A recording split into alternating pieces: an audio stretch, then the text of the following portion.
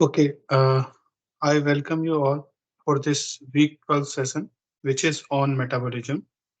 And in week 12, this is the wrap up session in which ma'am has talked about the complete metabolite creation, then utilization, like how glucose is being consumed, and then what is the complete degradation of glucose from, what is the process, what all the different enzymes involved in the metabolism of glucose for formation of pyruvate, then how it goes into a PDC, pyruvate dihydrogenase cycle, then decarboxylic cycle, and then it goes to Krebs cycle, and then how finally it is integrated to the energy metabolism, how bioenergetics, such as the electron transport chain. So how this all metabolism is interlinked, those all things were discussed in week 12, which is metabolism, and it was given in three different lectures,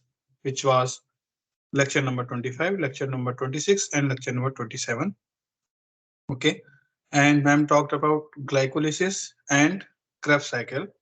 Then what are the different enzymes involved in this pathway, and what are the cofactors related to it?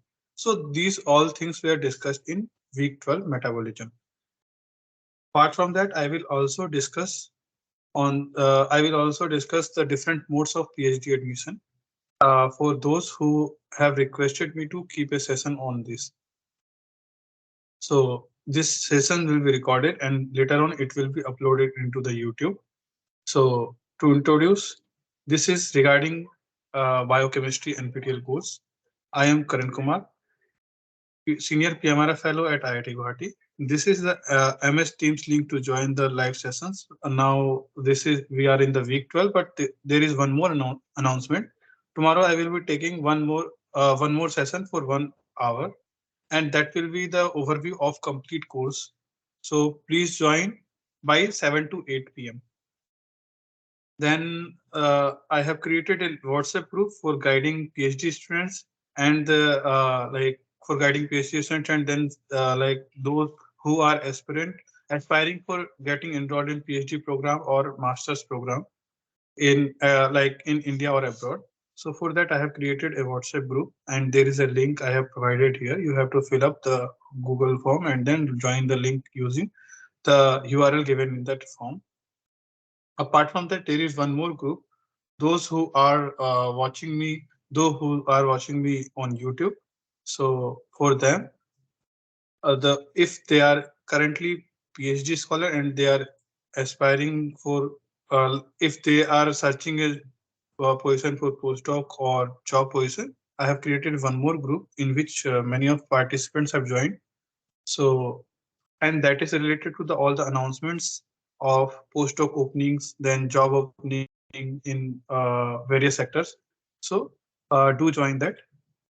And the consolidated NPTEL URL sheets from all the recordings till now we had from week 1 to week 12. Every recording URL link for all recording which is uploaded on YouTube can be found in this link. And this is my YouTube channel. You can subscribe to it for more related update. So what are the contents of this live interaction? The first thing, as usual, speaker introduction, course introduction, and about the live session. As we are discussing this a lot of time, so I will be skipping this. Then we will revisit what all topics were covered in week 12. Then scope of this topic with research perspective. This I will give in more detailed this time because this glycolysis part and the complete central metabolism is much focused in almost all kind of biochemistry related research. So if you are pursuing for master's thesis or in your PhD project, these biochemistry things, if your project is related to biochemistry, then this metabolism will help you a lot to sail through. So I will be discussing the relevance of this topic with research perspective and the important topics in chemistry, biochemistry with respect to GATE Excel and CSIR-NET examination. So various mode of enrollments in PhD program that I will discuss at the end of this lecture. So stay tuned till the last of the lecture. And this is about the live session. So what all concepts that were covered in week 12? The first thing is catabolism, anabolism, and metabolites. Then various stages of catabolism and what is the glycolysis process. Then pathway enzymes and their functions which are involved in glycolysis. Then role of phosphoglycerate mutase, pyruvate kinase, energetics of phosphorylation. So these were discussed in lecture number 26. Then fermentation and lactate dehydrogenase. Then in the lecture number 27, ma'am discussed about three stages of cellular respiration, then Krebs cycles, then reaction of pyruvate dehydrogenase complex and thymine pyrophosphate mechanism lipoamide. So these all topics were covered. But, but before going deep into the problem sessions, I would like to know a brief understanding from you people. So on this topic, so what is the catabolism? Can somebody unmute themselves and answer this question? What is catabolism?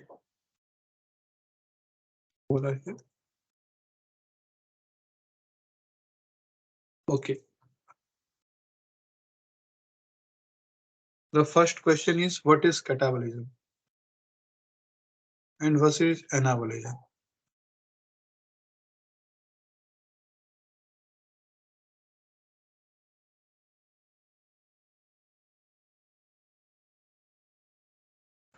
Catabolism is the breakdown of the complex molecules into the simpler ones, while anabolism is building of the complex molecules using or utilizing the simple one. Very nice, very good. Like an example of both.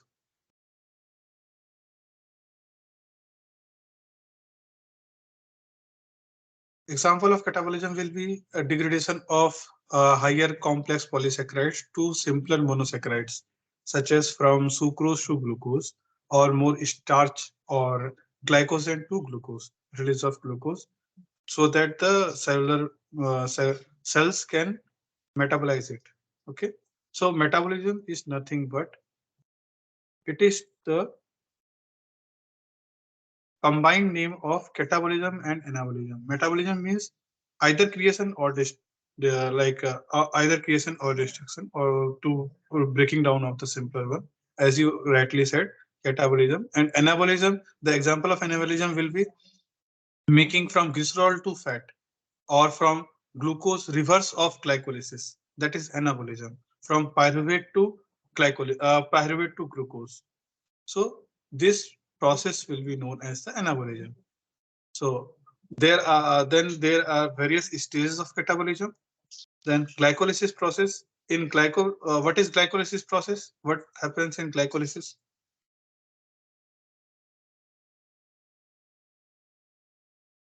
Brief about glycolysis. What is glycolysis? And how many steps are there in glycolysis?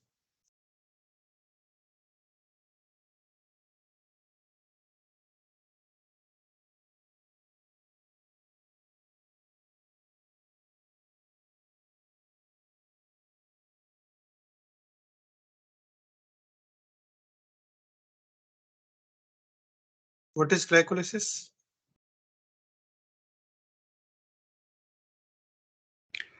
Glycolysis is a pathway where the glucose is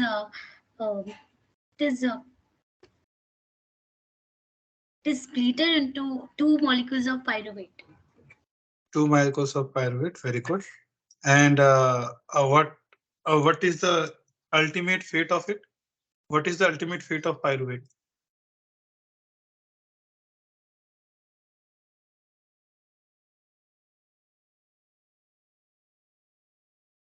The first thing is glycolysis means like decomposition of glucose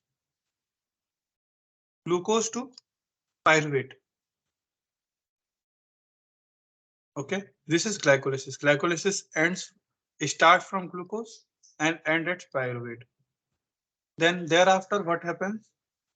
Pyruvate in presence of PDC. If oxygen is there, if oxygen is present, then pyruvate will be converted to acetyl coenzyme A,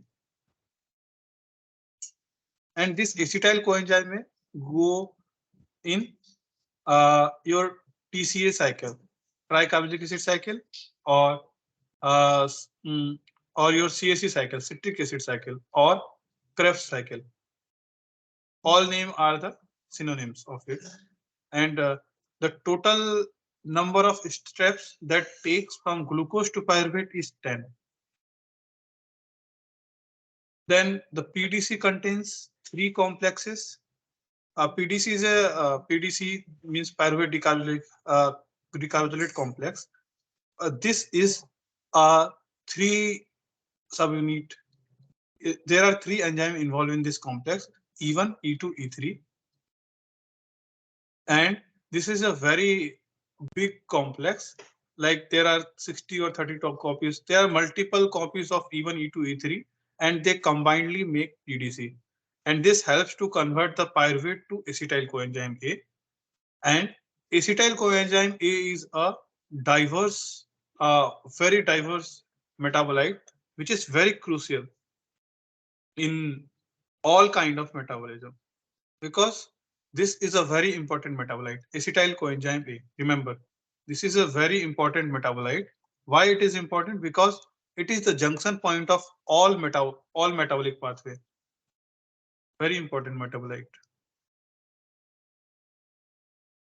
How it is important?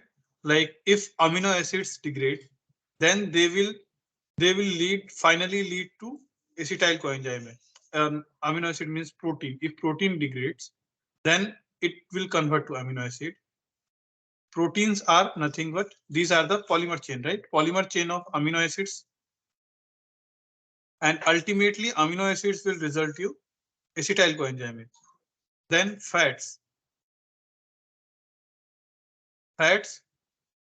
will degrade and will produce you what? It will produce you glycerol. Then glycerol will add up to the fifth step of glycolysis, which is glyceraldehyde 3-phosphate formation. And finally, it will lead you acetyl coenzyme or any other polymers that degrades. It will join at the acetyl coenzyme junction. Okay. And from acetyl coenzyme, the main role starts of because in complete glycolysis, the energy is limited. You will net the net gain of ATP will be only two numbers. Net gain of ATP will be only two numbers. But using tricarboxylic acid cycle, you generate a lot of ATP, lot of NADH. Not much ATP, only one GTP you form, but you generate reduced reduced form of NADH, FADH2.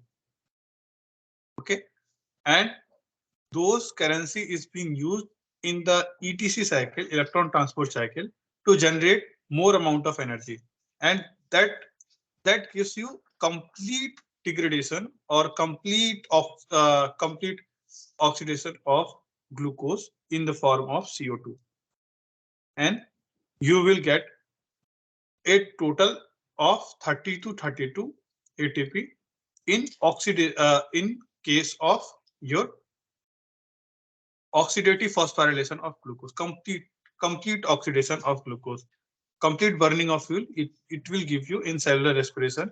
When oxygen is present, then you will get 30 to 32 ATP. This we discussed in the last lecture. Using ATP transport, how much ATP is being generated using electron transport chain. So in this session, in this lecture, we will discuss how this 32 ATP is being generated. And if oxygen is not present, then how much ATP you will get. So these all things were discussed in week 12. Then what are the different pathway enzyme involved in conversion of glucose to pyruvate, then pyruvate to acetyl coenzyme, then acetyl coenzyme and complete burning of acetyl coenzyme generating a total of 4 CO2. 2 CO2 you generate from pyruvate to acetyl coenzyme because you generate 2 moles of pyruvate and 2 moles of acetyl coenzyme. So you generate 2 CO2 here, and 4 CO2 are being generated in tricarbolic acid cycle. Okay.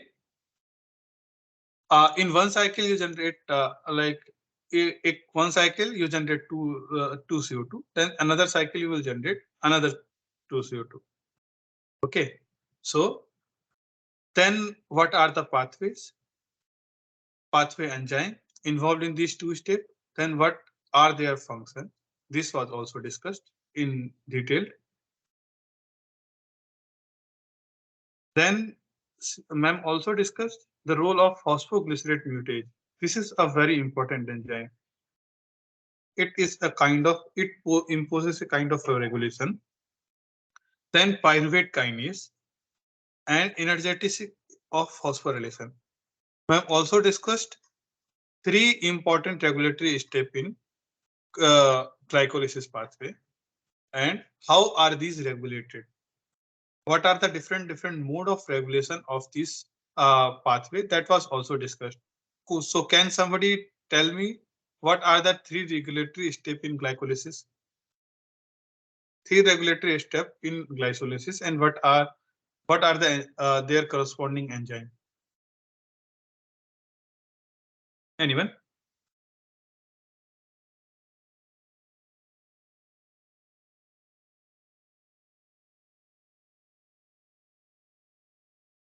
What are the three different regulatory steps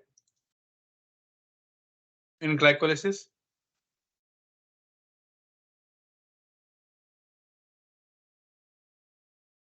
Can someone tell me?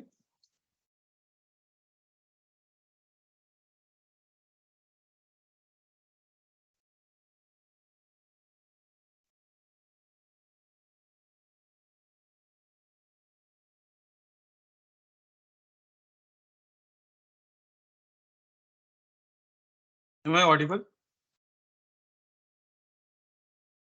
Am I audible? Yes. Yeah.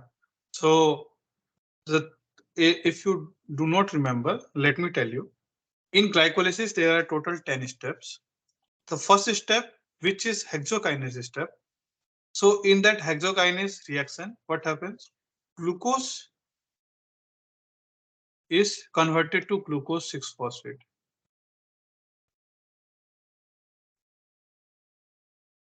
And there it is being, hexokinase play a major role in phosphorylating glucose at sixth position. Okay. After that, glucose is converted to fructose. Fructose is just a isomer, right? So which enzyme will a role play here? Fructose 6-phosphate. So the enzyme will be isomerase. And which isomerase? Fructose glucose glucofructose isomerase. Okay. After that, you will have an enzyme which again make a transfer of one more phosphate group on the fructose first position. I will also tell you the relevance why it is very much important in case of regulation of the glucose once it is getting inside. After that is convert into fructose 1,6-bisphosphate. Means both position of fructose, first and sixth position are phosphorylated now. And this is being done by enzyme. Hello. Again, there is network interruption.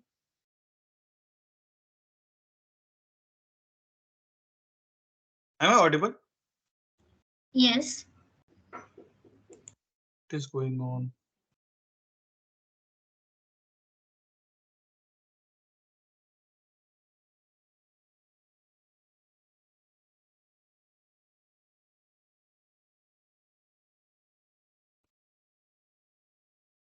यार ये network क्यों जा रहा है?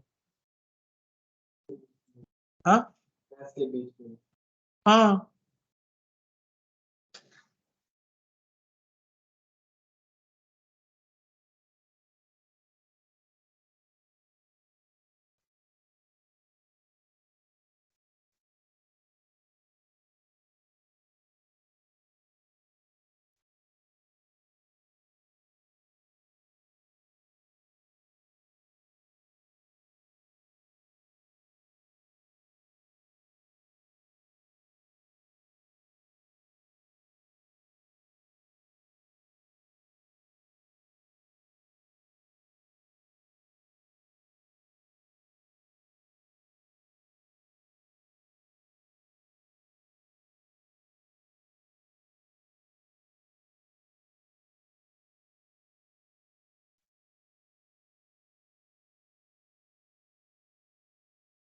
Uh, Hello, am I audible?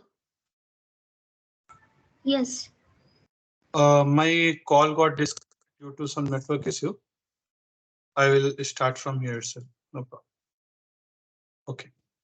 So as I was discussing, after fructose 6-phosphate, it converts into fructose 1,6-bis phosphate, and then aldolase comes, and this fructose 1,6-bis phosphate is being chopped off in two different three carbon compound, which is DHAP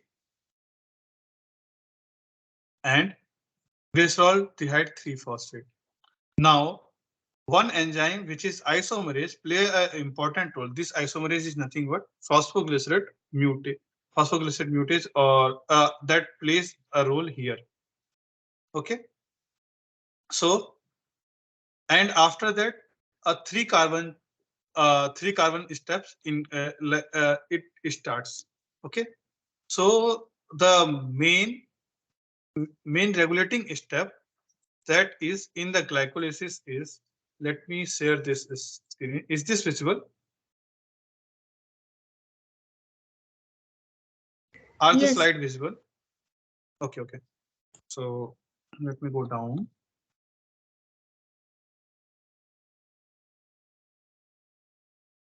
See, so here one first glucose is being converted to using hexokinase enzyme. It is converted to fructose 6-phosphate.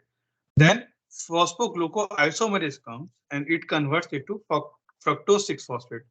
Then the role of kinase, what it does, wherever you see the term kinase means it will transfer a molecule like phosphate group to one molecule to another molecule.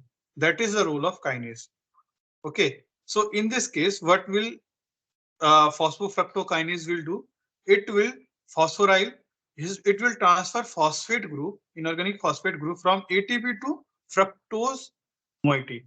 1,6-bis phosphate it will make. Then aldolase will come and it will chop off these two fructose 1,6-bis phosphate into three carbon compound, which is DHAP and glyceraldehyde 3-phosphate. Now, this DHAP and glycerol dihydroxy DHAP, which is dihydroxyacetone phosphate, and glyceraldehyde 3-phosphate, both have phosphate group in their position. Why? Because the six carbon chain was like dissociated from in the middle, and both the three carbon compound will have the both phosphate group. Now this is being interconverted by the triphosphate triose phosphate isomerase, and the glycolysis continues from this position, glyceraldehyde 3-phosphate. So to understand this whole mechanism, it is best when you study using the structure and the role of enzymes. So those all things we will discuss during the problem session. Okay, so this is how there are till now there are total 5 steps.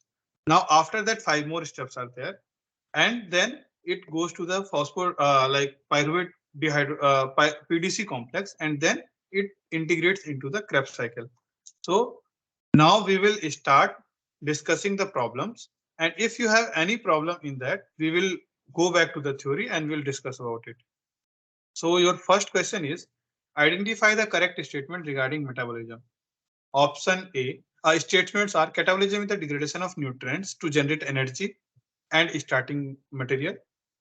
Anabolism is the synthesis of biomolecules from starting materials. Catabolism and anabolism are opposite process, and metabolism involves the uses of substrate, intermediate, and products known as metabolites. So, which all statements are correct? Option A, statement 1, 2, and 3 are correct. Option B, first and third are correct. Option C, second and third are correct. Option D, all four are correct. Read the statement carefully and answer this question.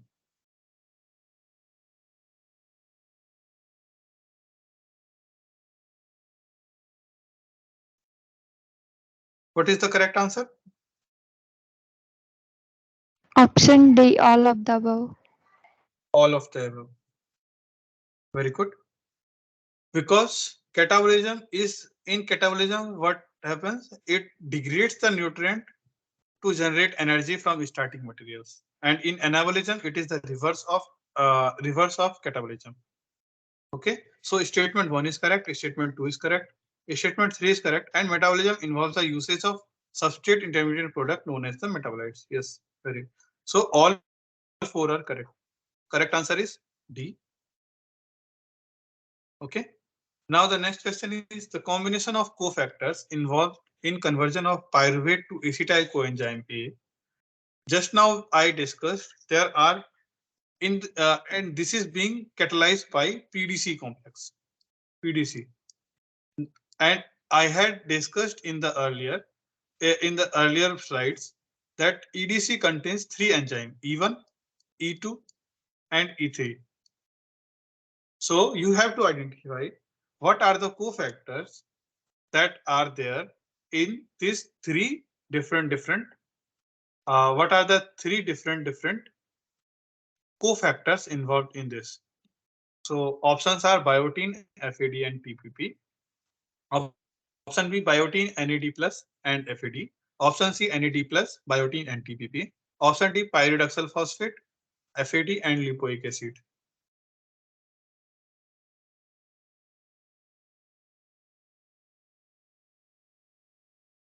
What are the combination of factors?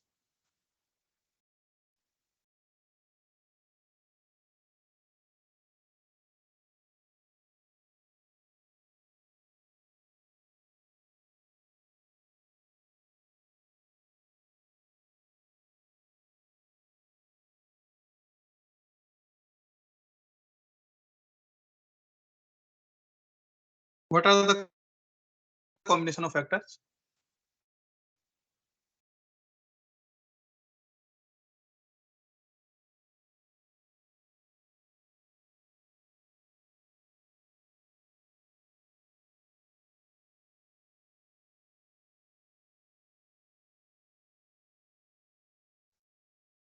The correct answer is none of these, because this was the wrong question that was given in the assignment.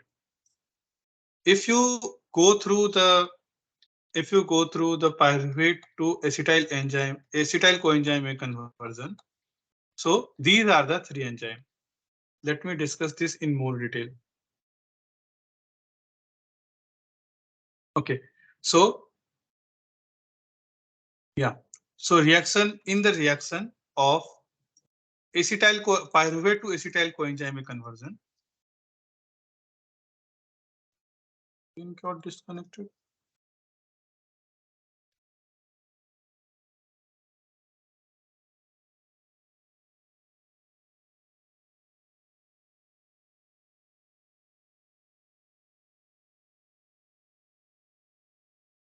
Yeah.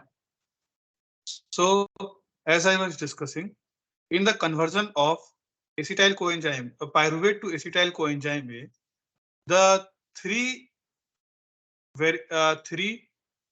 steps that are there using, there are total of 3 subunits. Am I not audible? अरे यार ये क्या हो रहा है? Why is it disconnected every time? Am I audible? Yes. There is some Yes, sir. network interruption from my side. I don't know why it is happening again and again. Okay, so as I was discussing, in this question, the reaction pyruvate dehydrogenase complex, it contains a total of 3 enzymes, which is E1, E2, and E3. So in E1, E2, E3,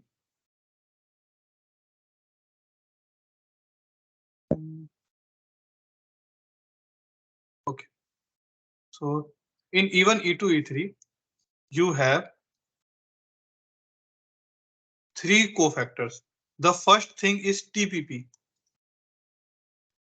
Okay, the first cofactor is TPP, which is the cofactor of enzyme 1 E1 complex. Okay, so it is a large complex with multiple choice of 3 enzymes E1, E2, and E3. The core complex contains a 60 copies of E2. Okay, and this 60 copies of E2, it has a particular subunit. Then in E3 you have FAD. Okay, and the the cofactors that are there, the even is called pyruvate dehydrogenase. Okay, even is called pyruvate dehydrogenase. And what does it do? Pyruvate dehydrogenase act on a acetyl coenzyme A. The first thing in the first system, even system, what happens? This marked CO2 ring, this pyruvate carboxylic group, this one, this get first it is getting chopped off, and then you have a transfer of SCO enzyme at the end, like in the end of first even reaction. Okay, it catalyzes the oxidative decarbonylation. Why it is oxidative decarbonylation? Because pyruvate is being oxidized and NAD plus is being reduced to NADH. This is the complete even pathway. Means NAD plus is being reduced, which is forming NADH, and in presence of uh, HSCOA, which is the sulfur, like coenzyme A coupled with sulfur hydroxide, okay, SHCOA, it transfer coenzyme A to pyruvate, and in terms it forms acetyl coenzyme A, and you get a release of CO2. Okay, so how does it do? So a total of 3 prosthetic groups are involved in this. The E1, which is pyruvate dehydrogenase, involves TPP. Then E2, then E2 have lipoamide, in which you have cysteine group. Then in E3, you have FAD as prosthetic group, but your substrate will be utilized as NAD plus. Okay, so various different reactions are broken down here. So TPP, as you have studied in the vitamin and cofactor lecture, in the lecture where we discussed the vitamins and cofactor. So vitamin B1, you must have studied that vitamin B1 is nothing but the derivative of thiamine. Okay, derivative of thiamine, which is called vitamin B1, and this is thiamine pyrophosphate. And what this thiamine pyrophosphate have? It has a acidic H plus group, which is attached to this ring. Okay, this is thiamine, and here you have pyrophosphate, means 2-phosphate group. Okay, and you have a acidic group attached to it, acidic hydrogen. So this acidic hydrogen will be released, and then it it creates a carbonyl carbon, like uh, it creates a carbonic, it creates a group which the carbon has negative charge, because the electrons, because this hydrogen will be donated, and in turns, what you will have, in turns, this hydrogen will be donated, which will be utilized to reduce NAD plus, and then you will have a negative carbonyl, like ion generated, negative ion generated on this carbon. Now this will act as a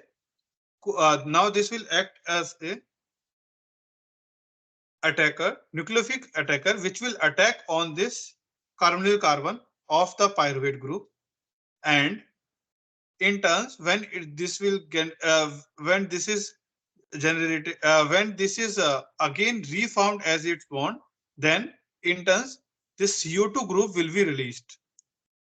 There will be a release of CO2 group, and this acetyl group will be attached to the this carbon. Okay.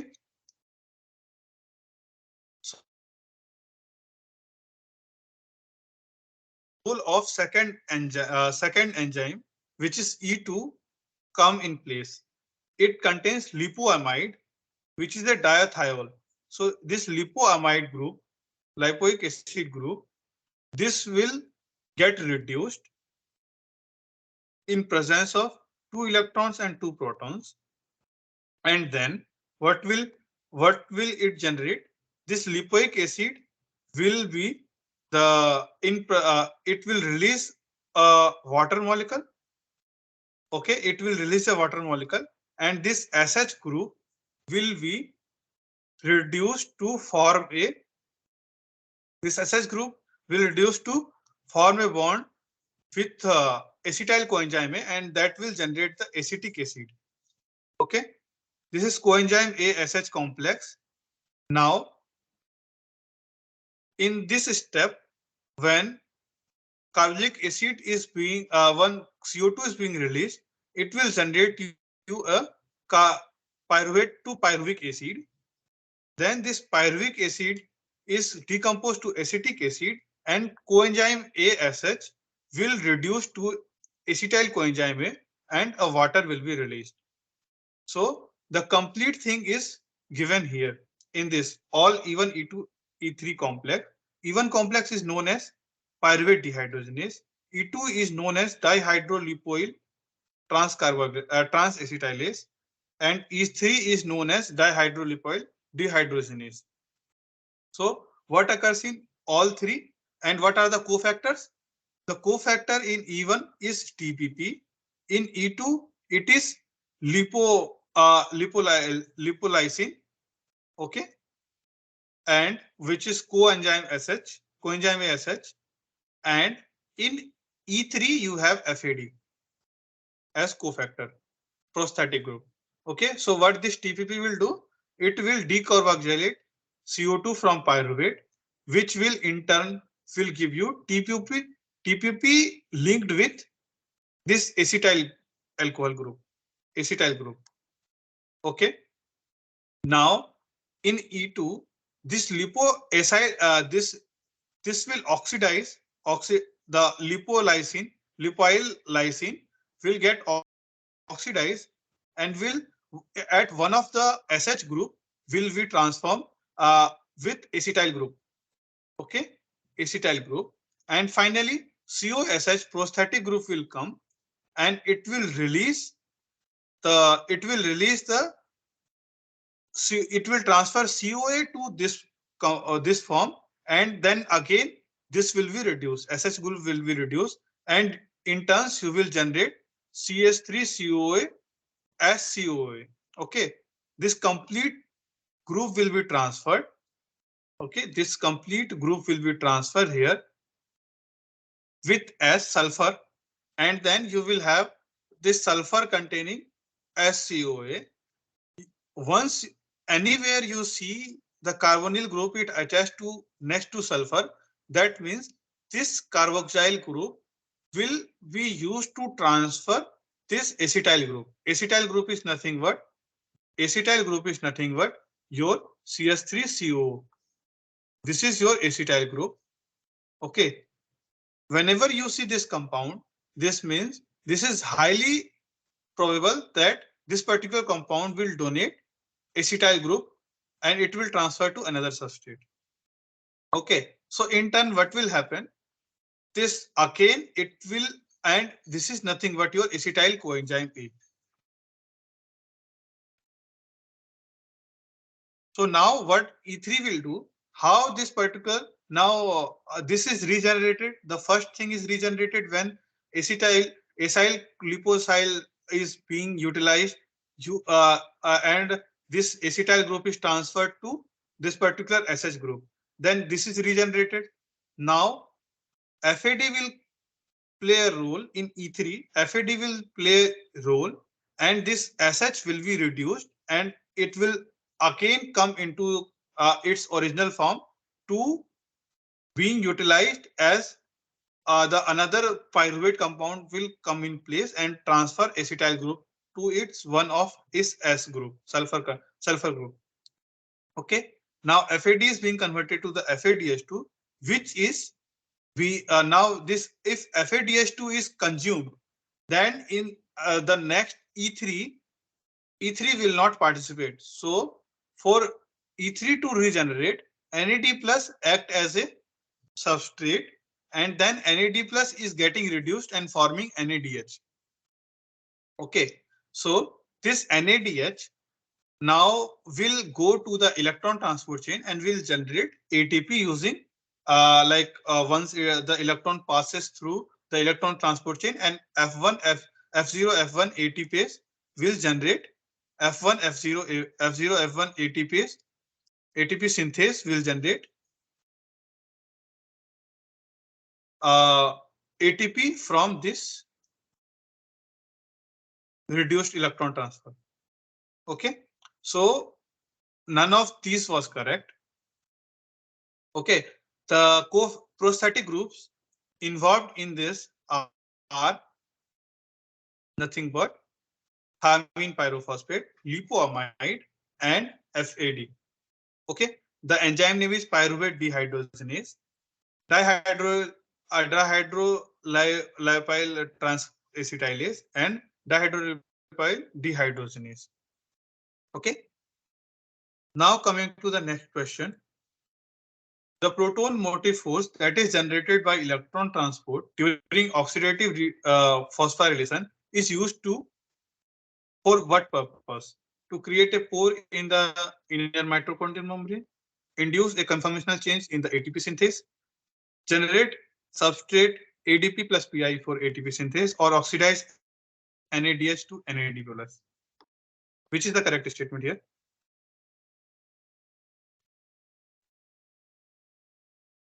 What is the role of protein motive force in ETC?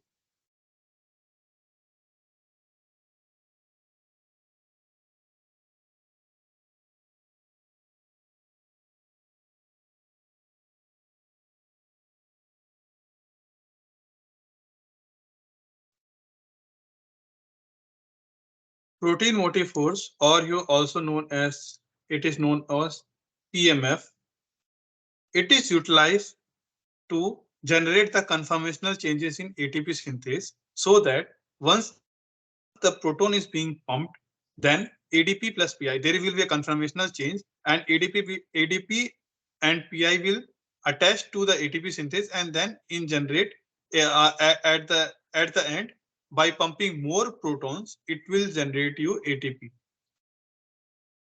Okay, so the correct answer here is to induce the conformational changes in ATP synthase.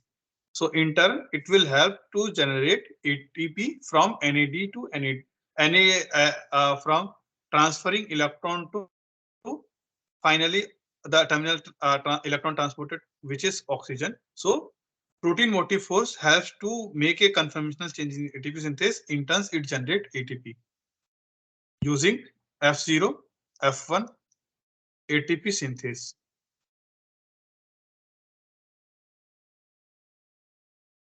The correct answer was B.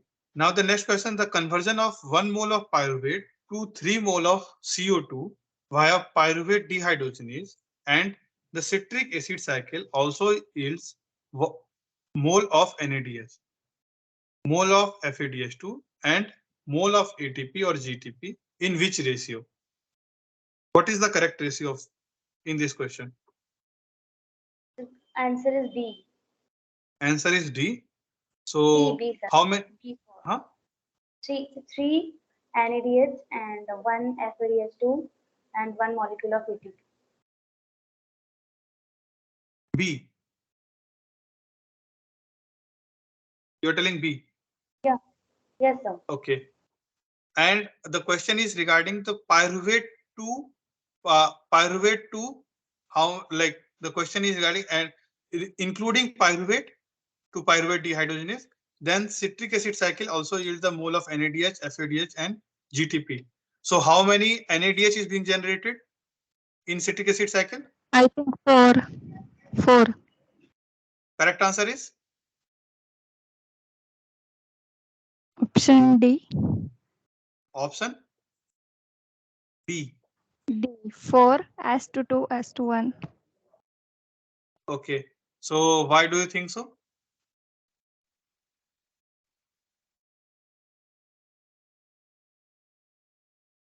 The question is from pyruvate to final to CO2, right? So if you consider only citric acid cycle, and it is not talking about glucose, it is talking about pyruvate. Means if it was talking about glucose, then there will be generation of 2 moles of pyruvate. So everything will be doubled. But in case of pyruvate, pyruvate having how many carbons? 3 carbons, right? 3 carbons. Pyruvate is 3 carbon compound. So in turn it will generate 3 moles of CO2, right? So when one pyruvate is being converted, uh, when one pyruvate is going to the citric acid cycle, the first thing it will encounter pyruvate dehydrogenase complex, right? PDC complex. Pyruvate to acetyl coenzyme, because the first thing that go into the citric acid cycle is acetyl coenzyme. So if you are going from pyruvate to acetyl coenzyme, the first step itself, you will generate 1 mole of NADH, right? NAD plus, which is the function of E3 complex, E3 protein in PDC complex, right? Just now we discussed NAD plus is being converted to NADH. NAD plus is being converted to NADH, and in so one NADH you will get here. Then in the citric acid cycle, you will generate 3 NADH. Then how many moles of FADH?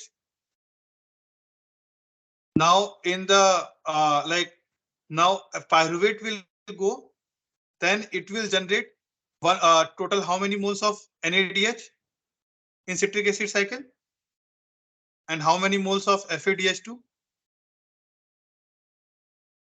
1 in citric acid cycle, and from pyruvate to acetyl coenzyme, the complex E3 gives 1 FADH2. So therefore, I concluded 2 FADH2, sir.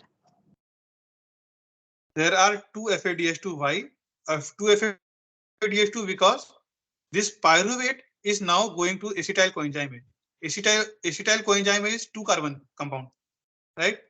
And the complete TCA cycle will take you. The complete TCA cycle will having the 2 times to completely utilize a 1 mole of pyruvate. Okay, so in turns you will have 2 mole of FADH2, then 3 mole of NADH, and 1 mole of GTP. And 1 mole of NADH you are generating from pyruvate to acetyl coenzyme. So the correct answer is D.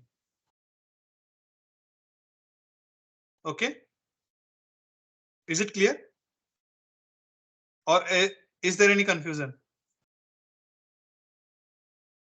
Yes, sir. Is there any confusion? No, sir. Okay, It's clear. so the correct answer is D.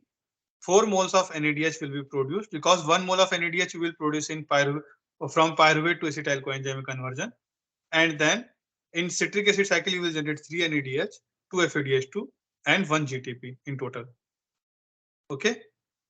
Now coming to the next question, during exercise when aerobic metabolism cannot keep up with the energy requirement, then options are skeletal muscles ferment glucose to lactate. Option B, lactate dehydrogenase catalyze the reduction of pyruvate to lactate. Option C, lactate is converted to pyruvate for entry into Krebs cycle. Option D, pyruvate is oxidized to CO2 via Krebs cycle. Question is regarding when it is aerobic metabolism cannot keep up the energy requirement.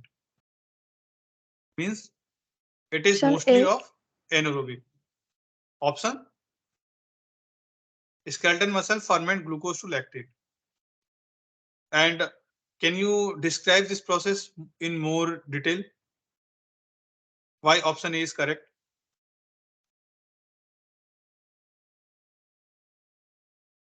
What happens? What is the cell basis?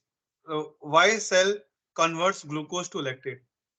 And why does not pyruvate go under Krebs cycle?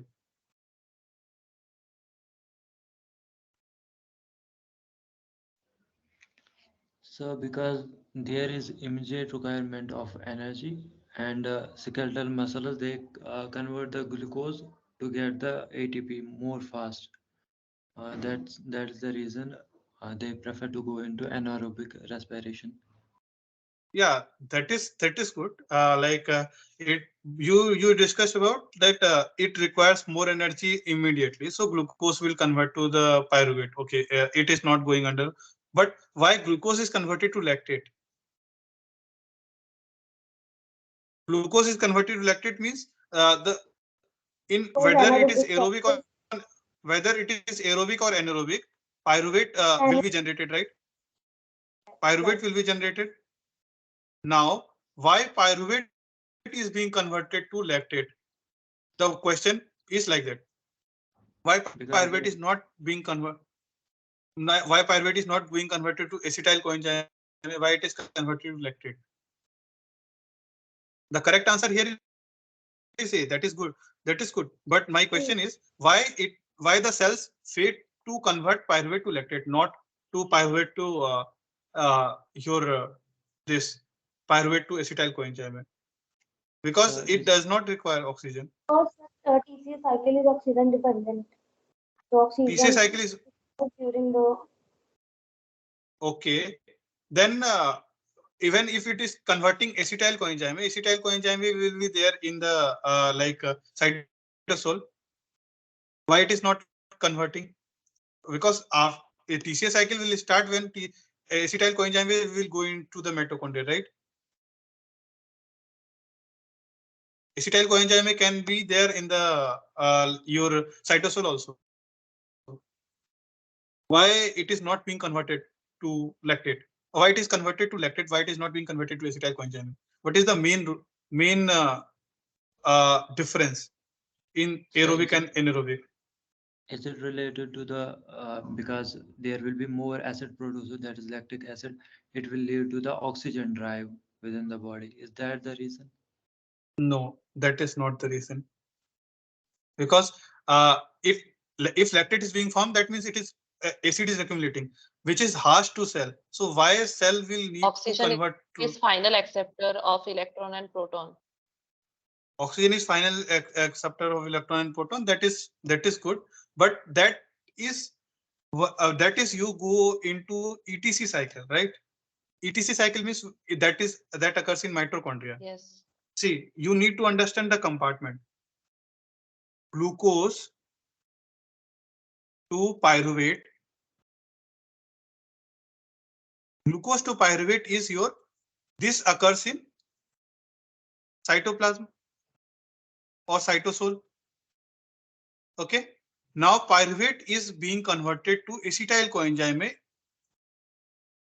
and this is your junction point. Now acetyl coenzyme can be there in the cytosol, or it can go into mitochondria where it will where the Krebs cycle will occur, and then this Krebs cycle will lead to the ETC.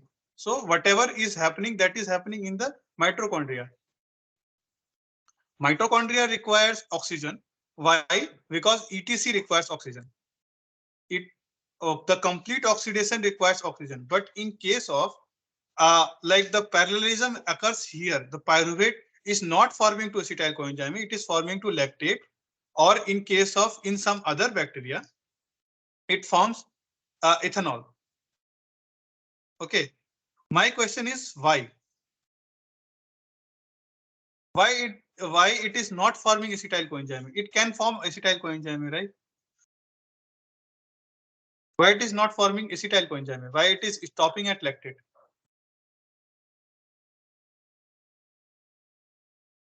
Because E1, Yes. E2, E3 is not there, maybe. Why not be there? Because that is there in the pyruvate. That is not dependent on oxygen. Enzyme can be formed anytime, right? enzyme the PDC complex, even E2, E3, does not depend on the oxygen. It can be formed like whether oxygen is present or not. If let us say oxygen was present earlier, but now oxygen is not present, it is consumed for burning of some of the glucose fuel, and now you are under now the complete energy which is required to carry forward the aerobic metabolism is not there. Then also some of the PDC will be there, right? Because PDC is nothing but the complex of E1, E2, E3. Even if PDC will be present, then also in case of anaerobic condition, pyruvate will not be converted to acetyl coenzyme, it will convert to lactate. Why?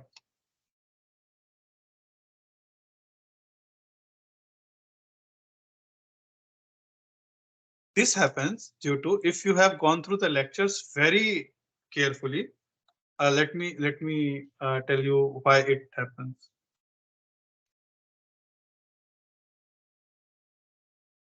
See, where is the PDC? This was the PDC.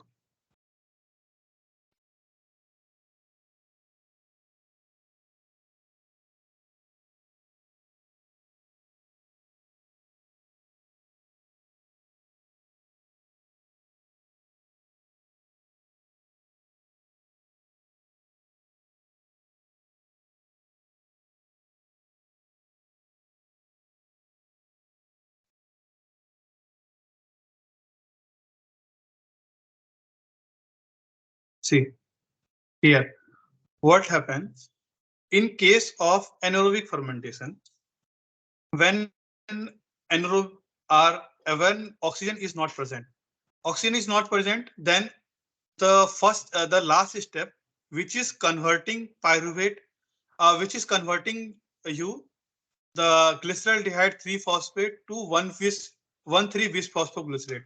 In this step, you require NAD to NAD plus, right? Okay. Now in the glycolysis, if you remember, let me take a separate page. Then I will be explaining in lot more detail. Okay. Let us say in this step, which is glyceraldehyde 3-phosphate dehydrogenase,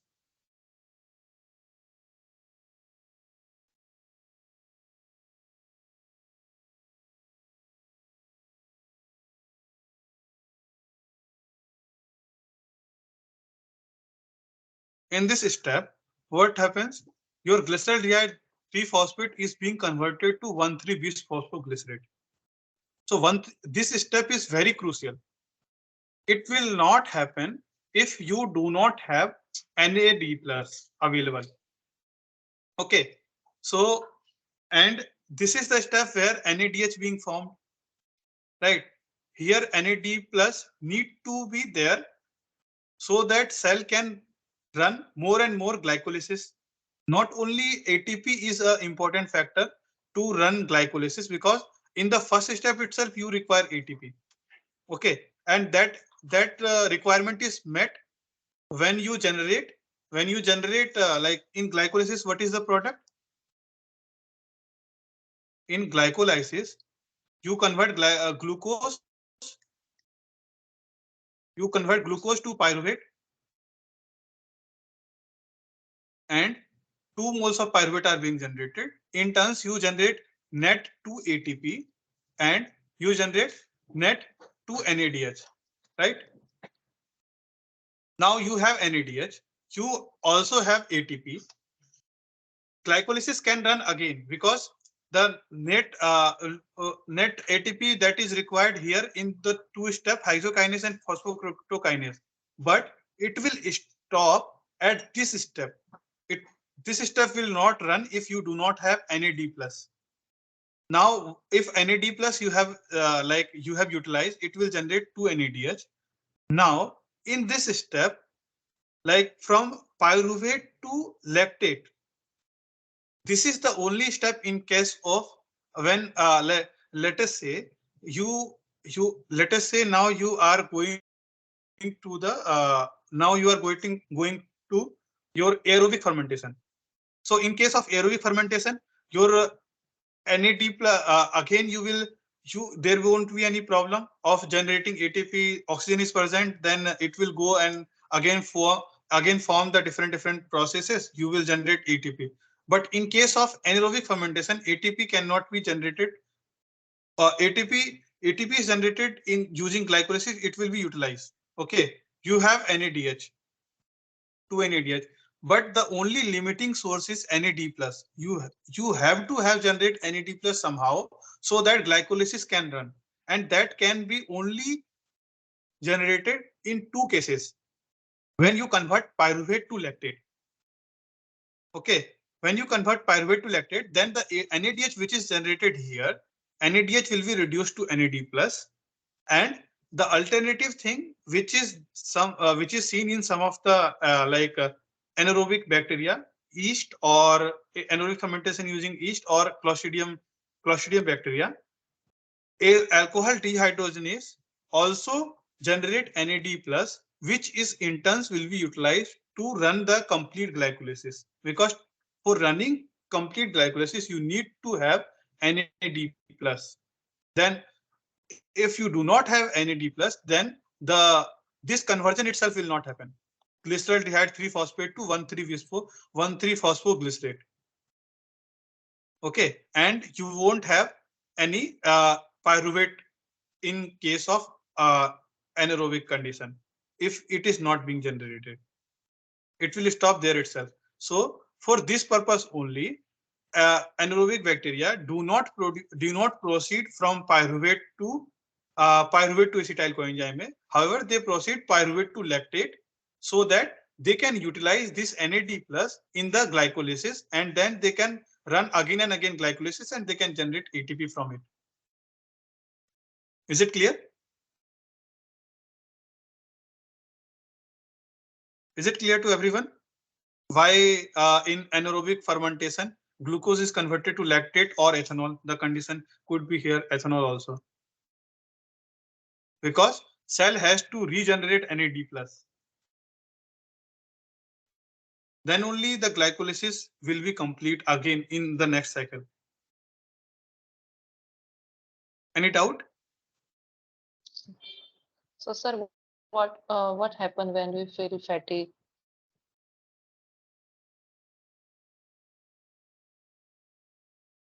Again got disconnected.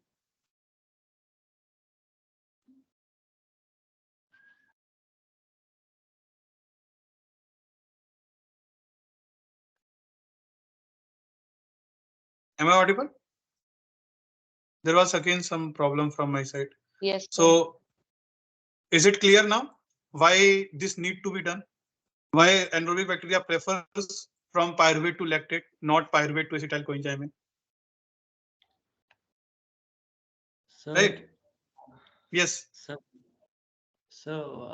why would cell compromise the more number of ATPs which will be produced in the aerobic respiration as compared to this pathway? If No, only difference is like cell will not compromise in case, like some of the bacteria which hello.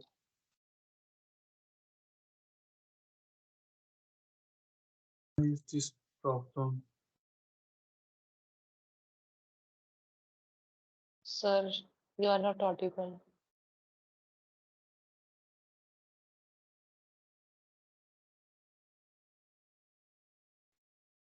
Hello. Yeah, what was your question? Why cell will compromise its ATP requirement, right? When it can have more number of ATP using aerobic respiration, right? I mean, This is I was saying if this is the NAD to NADPH, which is the common pathway between the aerobic and anaerobic respiration.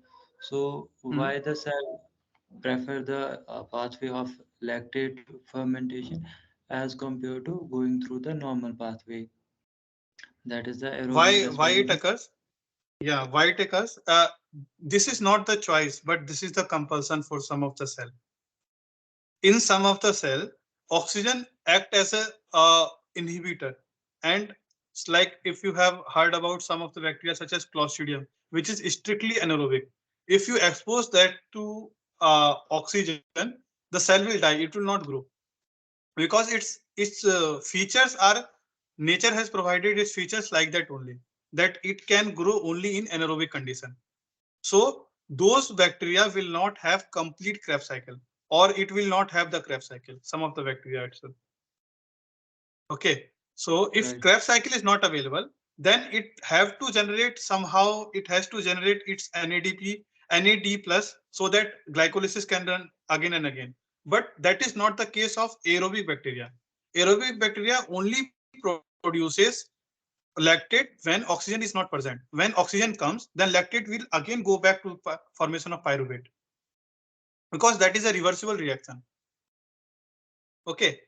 For aerobic bacteria, that may be the choice, because if oxygen is not present, then it can go for, it can survive for the survival purpose. It acts like that, so that the glycolysis can be rerun.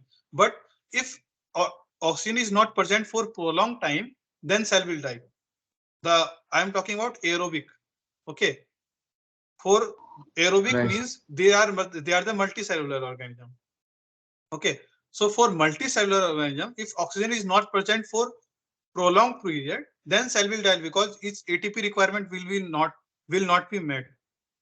But for anaerobic bacteria, this is not the choice. This is a compulsion, that they have to run acids. They have to produce acid lactate, so that they can run oxygen.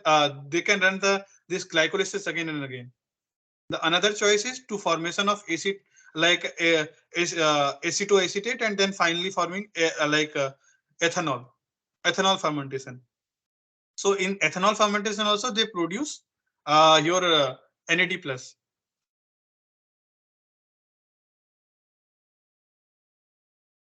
Hello? Right, Is it sir. clear?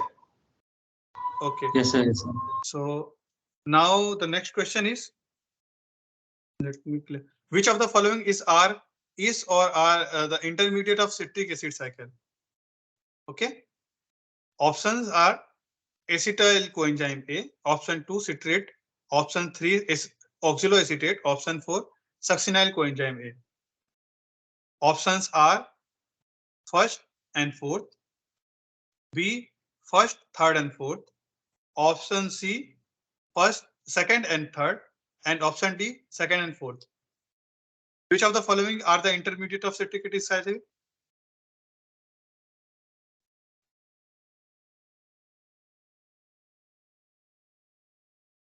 What is the correct answer?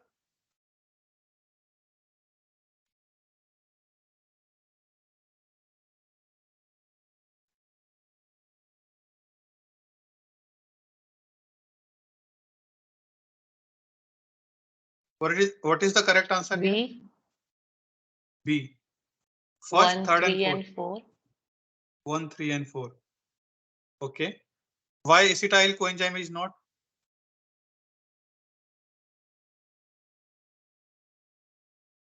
So how many Acetyl steps are? coenzyme is there. Yes.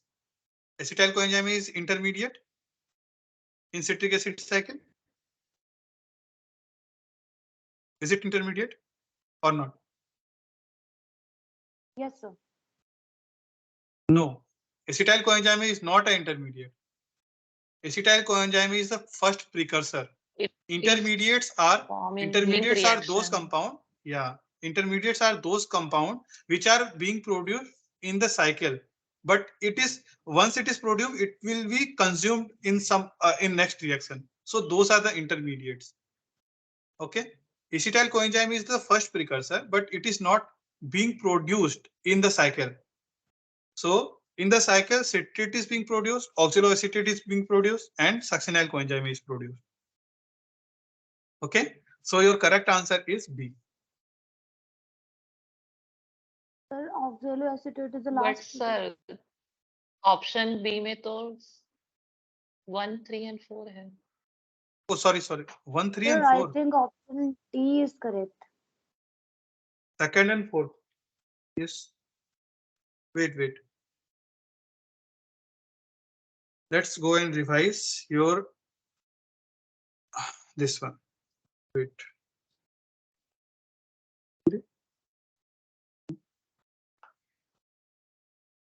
let's go and revise your citric acid cycle so that you don't have any confusion. Yeah. So in your citric acid cycle, what happens? Acetyl coenzyme is your first precursor, but what all different compounds are being produced that are citrate is being produced. Then succinyl coenzyme is produced, and oxaloacetate is also produced, which is being consumed in the next cycle. So it is also intermediate. Okay. So your options in these are incorrect, I guess. None of the option is correct. The correct answer will be second. Yes, sir. Correct answer will be your second, third, and fourth. Acetyl coenzyme is not a cofactor. Acetyl coenzyme is not an intermediate of acetic acid cycle. Okay. So the correct answer is none of these. The correct answer will be second, third, and fourth. Okay. Sir, can we say that acetyl coenzyme A connects the glycolysis and TCA cycle? Yes. It connects the it connects the glycolysis and TCA cycle. But still, it is not a intermediate of citric acid cycle, because citric acid cycle will start from your like attachment of citric acid and like this acetyl coenzyme and oxaloacetate. These are combined. So first thing will be produced as a citrate using first reaction, which is citrate synthase. Okay, and after that, what will happen? After that, your what are the different reactions here? So total are 8 reactions in citric acid cycle. The first reaction is citrate synthase, in which citrate will be synthesized. Then achotinase, which is a form of isomerase, which is also an isomerase. It will convert citrate to isocitrate. Then isocitrate dehydrogenase, it will produce you isocitrate dehydrogenase will produce you uh, your alpha ketoglutarate. Then alpha ketoglutarate will be reduced to succinyl coenzyme A. It will be oxidized, and in turn NADH will be reduced. NAD plus will be reduced and it will form NADH. And succinyl coenzyme A will be again like it will transfer the ATP. Till here succinyl coenzyme A to succinate. Now it is converting to acid, and succinate to fumarate, fumarate to malate. Malate is now oxaloacetate. Okay. So the correct answer in this question was second, third, and fourth. Okay.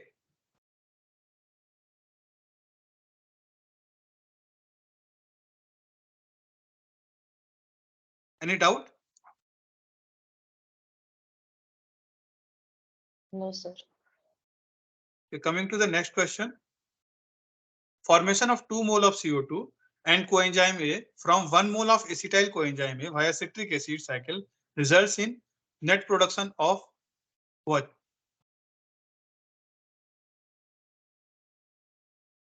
1 mole of citrate, 1 mole of NADH, 1 mole of FADH2, and 1 mole of oxaloacetate. Which is the correct answer?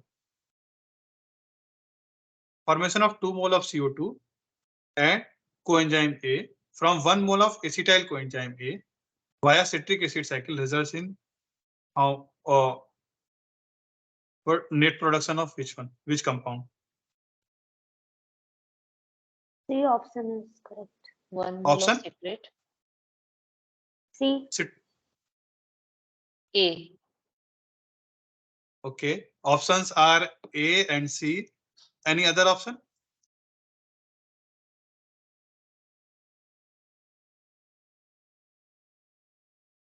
The question is being asked here, one net production. Net production means at the end you should have that product. But if you consider the citrate and oxaloacetate, both are the intermediate.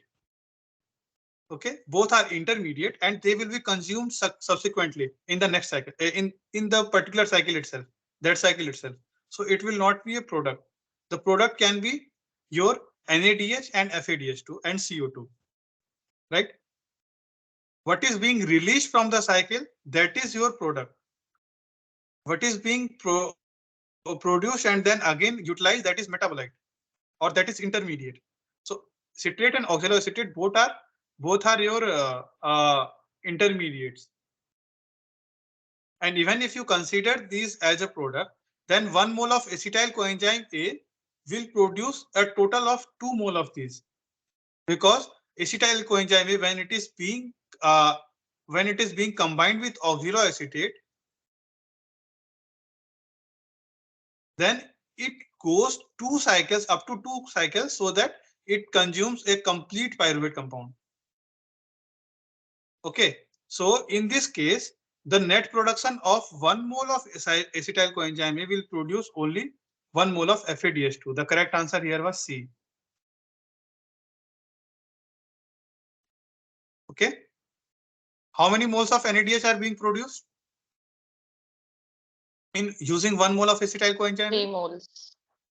3 moles. Okay. Now the next question is, identify the enzymes involved in the reaction 1, 2, and 3. And your reaction is this one. Okay, so your reaction 1 is particularly this compound converting to this. Then reaction 2 is converting to this compound. Reaction 3 is converting to this compound.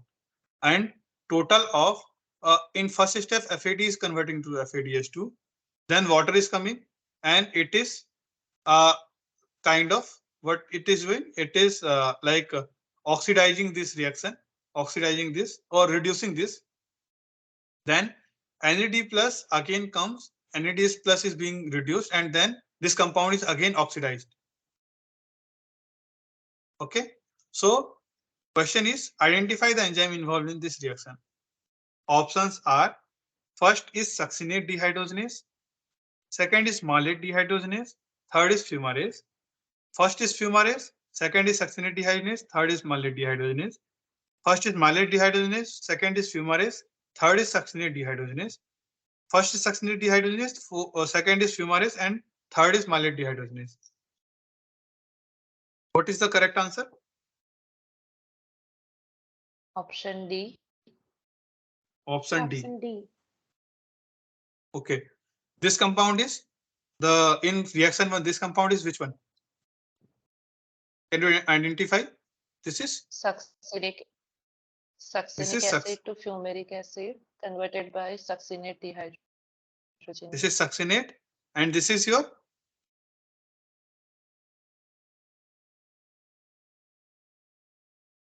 Fumarate. Is this fumarate? Yes, this is fumarate. So the reaction which is catalyzed by succinate to fumarate is by succinate dehydrogenase. Okay, now this is fumarate. Now fumarate is converted to, this is which compound?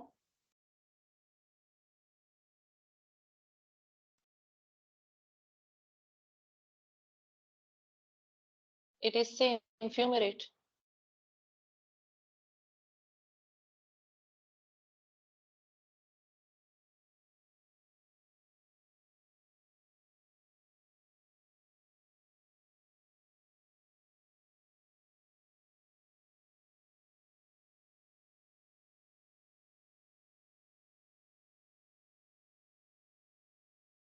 Hello.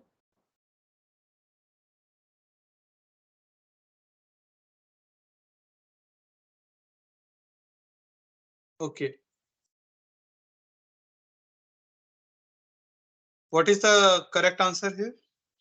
Your correct answer was D. First reaction is succinate It's dehydrogenase D. reaction. Yes, D, right? Yeah.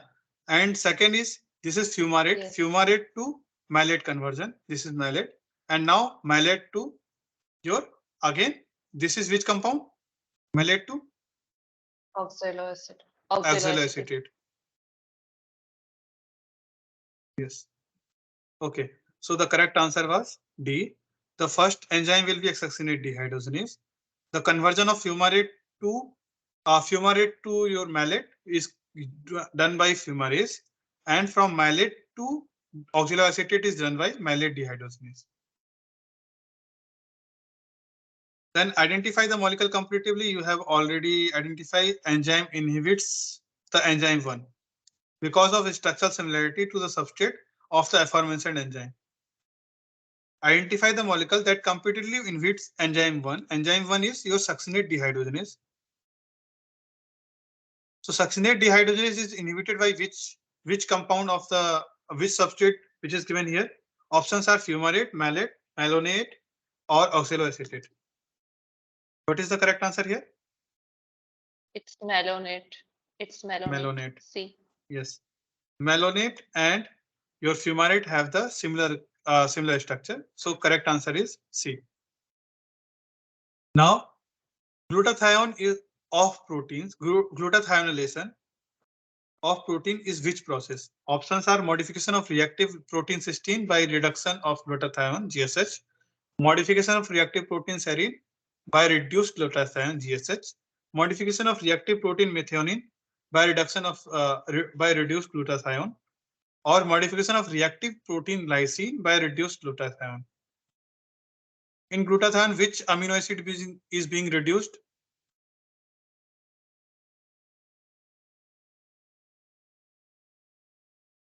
Methionine. Methionine.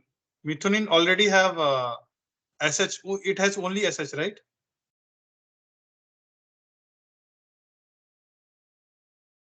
Glutathionylation. Which compound is being reduced?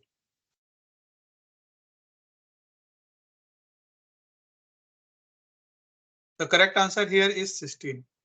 Cysteine is being reduced to form dicysteine compound, cysteine, and that is being done by the glutathione. Okay.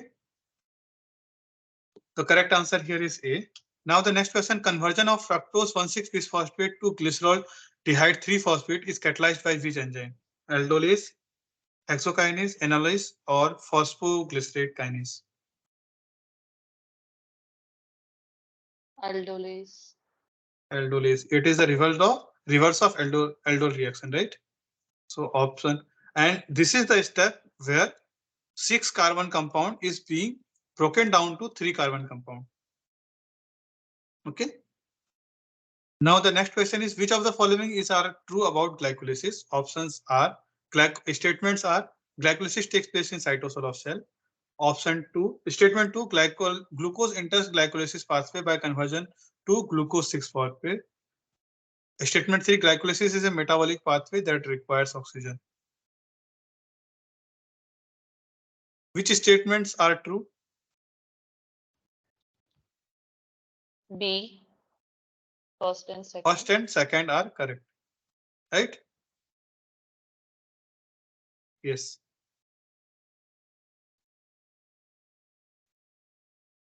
Now the next question is glycolysis.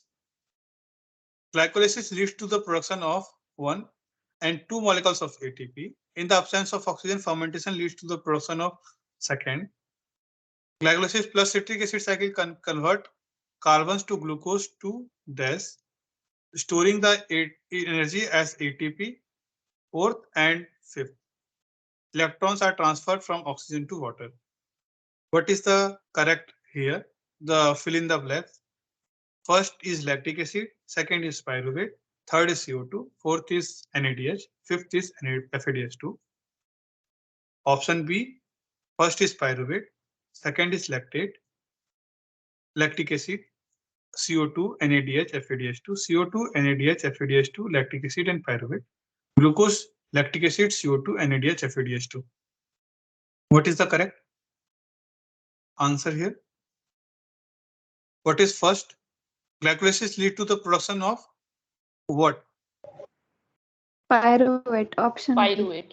2 moles of Pyruvate. So only that is given in only option B, right?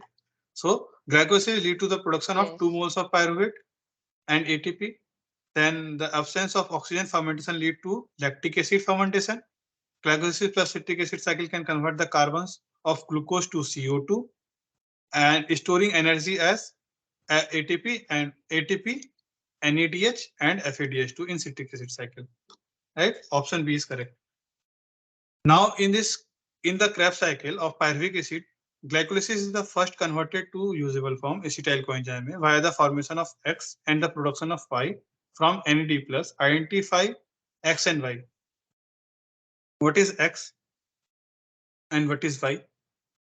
Your options are given as Acetic acid.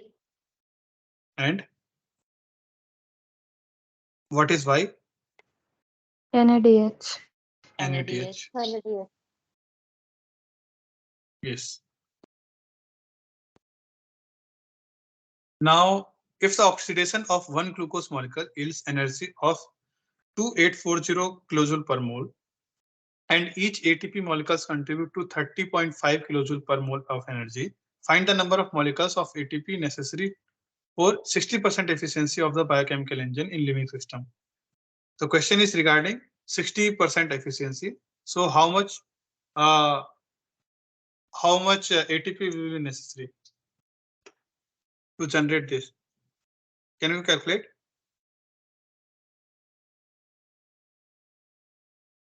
This is the mole ratio conversion.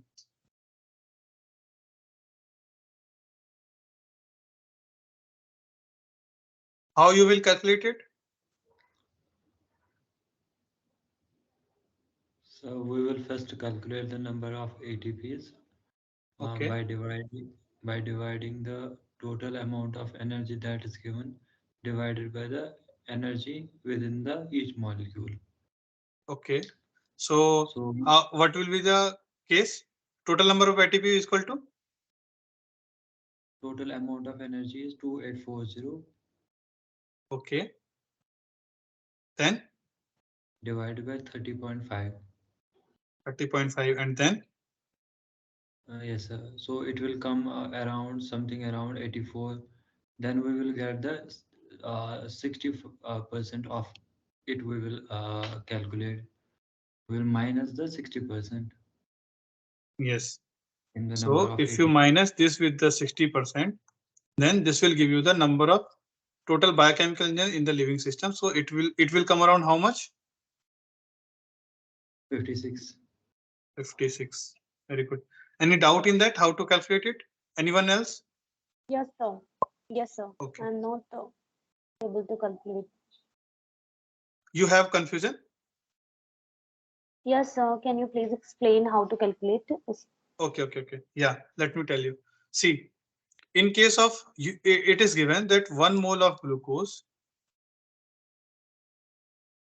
will lead you a total energy of 2840. Okay, 2840 kilojoule per mole. Now, and it is also given that 1 mole of ATP will give you how much energy? It will give you 30.5 kilojoule per mole. Okay, 1 mole of ATP hydrolysis. And you are generating how many? You are generating 2840 energy kilojoule per mole from one glucose. So question is find the number of molecules ATP necessary for 60% efficiency of the biochemical engine in the living system. Okay, now the efficiency is your 60%. So in case of 60%, what you will do, whatever ATP you calculate, that you will get using 60% of it. Okay, so how you will do? You first divide. See, that was calculated here. Let me go to the assignment solution. Yeah. See. So let us consider total X mole of ATP is required. Oxidation of one glucose gives you this. So this will result you how many moles of this? This will result you for 1 mole of glucose. There are total 2840 kilomole of energy generated. Okay, so total mole of ATP with 60% efficiency will be how much? 2 mole of total number of ATP that will be generated will be 2840 by X mole of ATP, which generates 30.5 kilojoule per mole. right? And it is 60% efficient. So how much you will get? 2840 divided by 3.5 into x. So x will be 2840. Then you give 30.5 divided, and it is how much efficient? It is only 60% efficient. So you calculate 60% of this, and that will result you how much? Let me give you a calculator.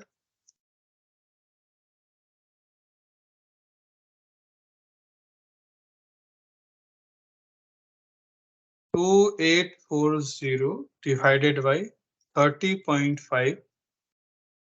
This gives you 93 something. Then multiply this by 0.6, and it will give you total of 55.8, which is close to 56. Because the living system is only 60% efficient, so you will have, if you have total of 56 ATPs, then you can generate this much amount of energy. Is it clear now? Yes, sir. Okay. So as this session will end today, like this was the last session in this series of problem practice discussion. So I will give you an important hint for your competitive exam preparation, and then I will also like convey ma'am's message. Ma'am was supposed to join today, like she, but now because she was traveling, so I requested her to join, but she was traveling, so she could not join. But she conveyed her message to all of the learners that best wishes for your examination, and do revise all the topics. Okay, so this biochemistry thing is very much important in most of the your competitive examination. Whether you go for your, if you go appear for interview also, then also the questions will be always there from biochemistry.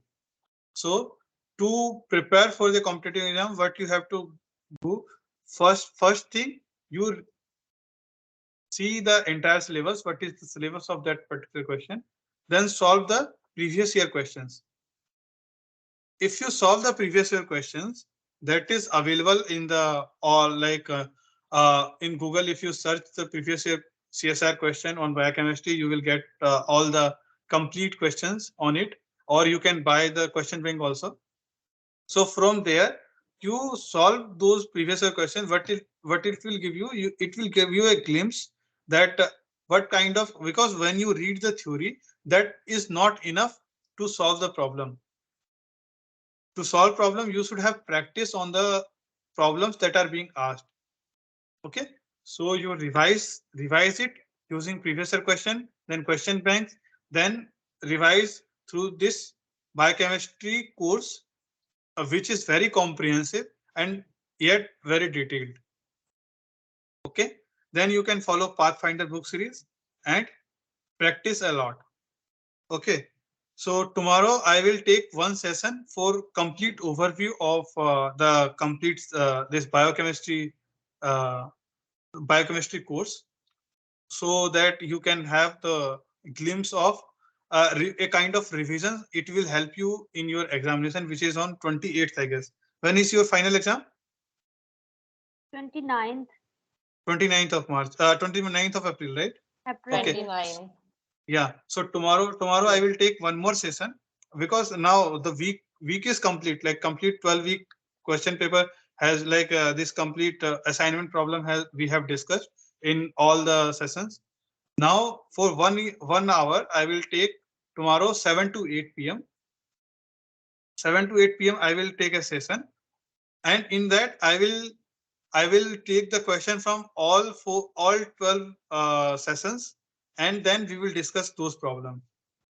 And that will help you to revise each and every concept, so that you don't miss out in the final exam. Okay. Other than that, if you have any doubt related to the lecture, you can ask me now. or else we will go to the next topic of this lecture, which is the what are the different enrollment modes of PhD program. Do you have any doubt related to the lecture, week 12 lectures? Any topic in this, or you need any clarification on any of this topic?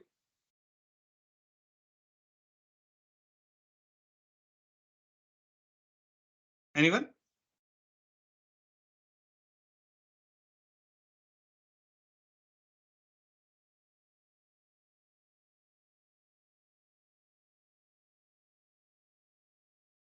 What are your feedbacks regarding all the 12 sessions?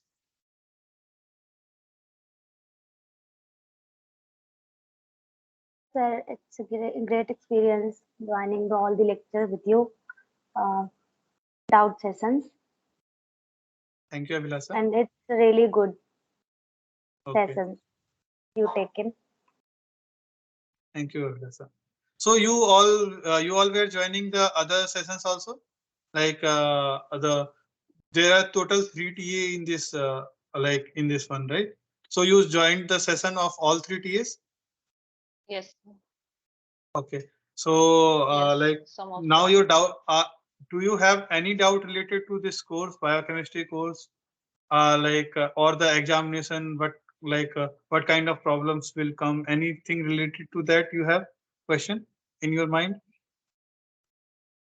Any guidance like or any uh, confusion on any of the topic from 1 to 12? If there are any, you can tell me, or you can put that in the group also in the discussion forum. I will take those questions in the next session, like which is tomorrow, and that will be the overview of this complete biochemistry course. Okay. If there are any further question, then we will discuss what are the different modes of PhD admission uh, in the various PhD program. Okay. So there are like I I could get many queries related to like clinical PhD, clinical like doctoral kind of PhD. Like if somebody have done the medical science MBBS, then they have the question whether they can join for PhD in IITs or any other government institute for PhD program. Medical science means in case of MBBS or uh, or any other BSMS in medical science or something like that, and they want to know whether they can whether they can enroll in IITs, NITs, or any research institute where they can perform their PhD research based on their area of interest. So the answer is yes, you can do it. Answer is yes, you can do it. What are the different modes for getting that? You can go for either you can write GATE Excel, or you can write CSIR-NET, Life Science, or you can appear for ICMR. ICMR stands for Indian Council for Medical Research.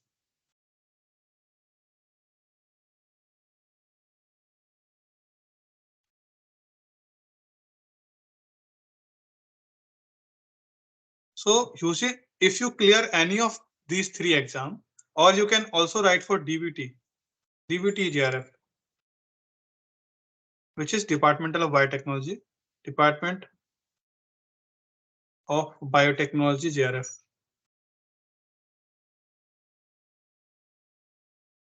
Or you can also appear for the individual examinations such as like your what you see in your like individual exams like GNU seed. So these all exams you can appear, and if you clear these exams, these entrance exam, then you can enroll in any of the institute. If you clear GNU seed, then you can be enrolled in multiple universities.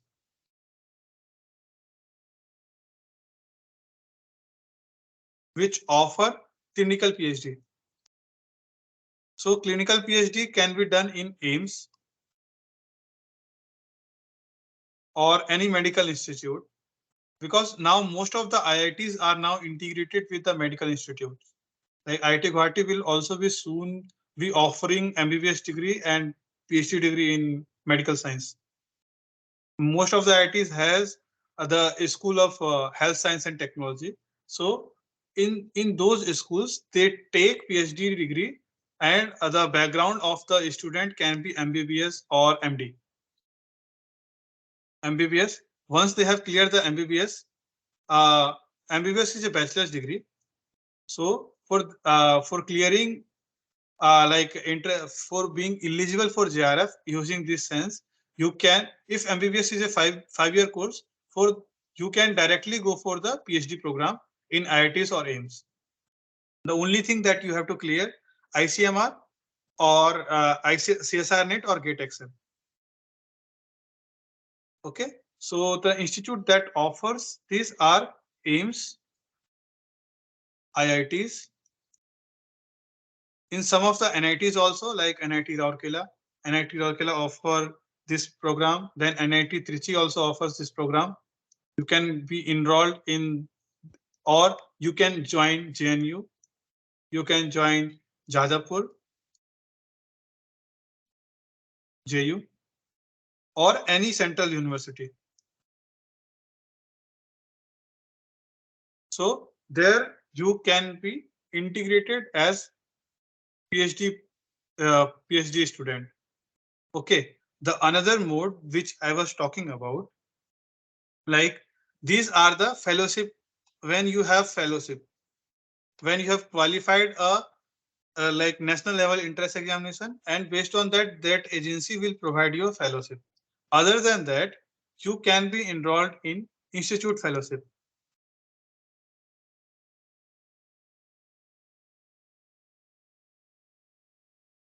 In some of the institute, when they have the enough fund, not including IITs, but some of the IITs also give institute fellowship based on the entrance exam, whether you clear their entrance exam or not, entrance exam then interview. Then some of the IITs also also intake the student based on their institute fellowship, which is not given by any of these other agencies. The other mode is self-sponsored.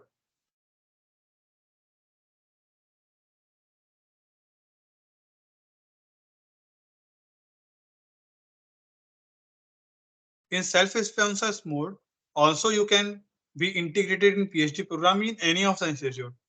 In this case, you have to sponsor your PhD by yourself, or there are QIP program.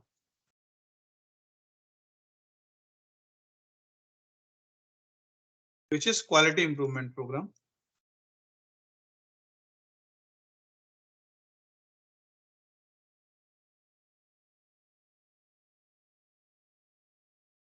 So in quality improvement program, what happens?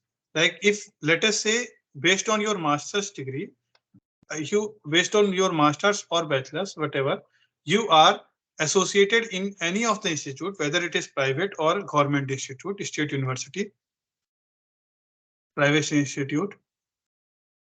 If you are enrolled there as an assistant professor, as a faculty,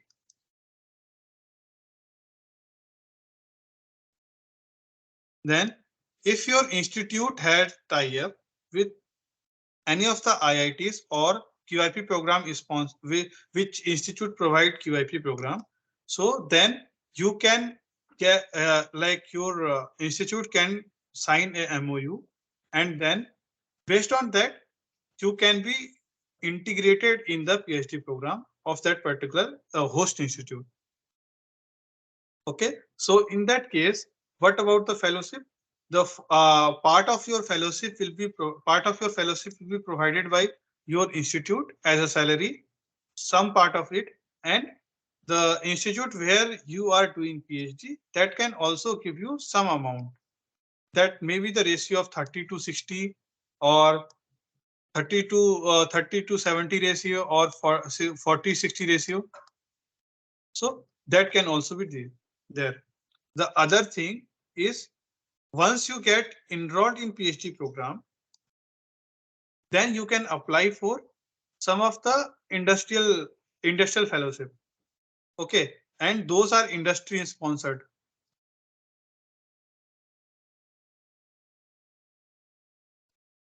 Industry sponsored PhD. So in the industry sponsored PhD, what will happen? And those are normally being sponsored.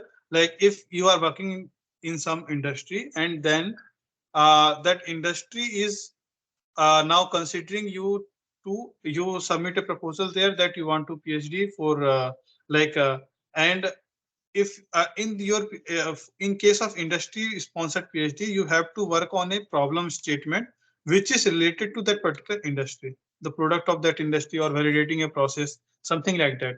So some of the industry also sponsor, and in that case, the institute will not provide you fellowship, and use that also possible that if the industry is allowing you, then if you don't have these all fellowship also, then also you can do PhD in some of the IITs or NITs or any university. That based on the MOU which is being signed by your host institute and the industry where you will be working. Okay, and there are other such as GRF or SRF. The another option is GRF SRF, in which you will work as a research assistantship. You will get a teaching assistantship, or your like research in that. If there are any vacancy in a project in a certain faculty, or if a particular institute publish advertisement on whether there are any actively requirement of GRF or SRF in a particular project. So you can also be integrated as a research scholar there, and you will get the same emolument that you will be getting in your like agency sponsored like GATE CSIR or ISMR sponsored PhD program. So these are the different channels through which you can get enrolled in a PhD program in India. Okay, and some few are like you have to once you get enrolled in a PhD program, and that is self-sponsored, then what you can do after getting enrolled, you can write a proposal, and for this purpose you may not have cleared this any of the entrance examination, and you get enrolled as a self-sponsored category in your PhD program. Then what you can do, you can write a proposal, write a research proposal with your PI, write a research proposal with your PI or your guide supervisor. Your supervisor will submit to an agency, whether it is CSIR sponsored or DBT sponsored or DST sponsored, or any government agency such as atomic atomic energy institute. They also sponsor some of the PhD program, or ISRO sponsored. There are many agencies which float the application form for research proposal. If your proposal is being screened and selected by any of these agencies, they will provide the project to your research guide, and from there you can get the stipend. This is also possible. Okay, so this is how you can get the PhD position in various institutions. Are there any doubt related to what I have discussed?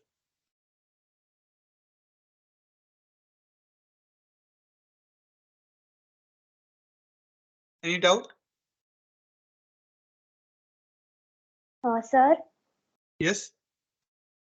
sir, as you discussed in our last lecture, like research proposal, right? So right now, sir, PhD form is open at IIT Guwahati. So Okay. yes, sir. So I started preparing a research proposal in immunology, like osteoporosis. So, sir, Okay. but I think I am not able, it's right or wrong. So, how I can check it's a correct Okay. proposal? Okay. So what are the different components of research proposal that you want to ask, right? How to write a Yes, research sir. proposal? Yes, sir. In a Okay. very brief. Okay. You, sir, So already discussed. I know, but sir, still I have like okay, I will tell you good or not. how to write research proposal. So in the research proposal, this is different from the SOP. In SOP, you describe your academic background and everything, and your research interest and everything. But in research proposal, what you have to define in research proposal, the first thing you have to outline which area you will be working on. You have to define a problem statement.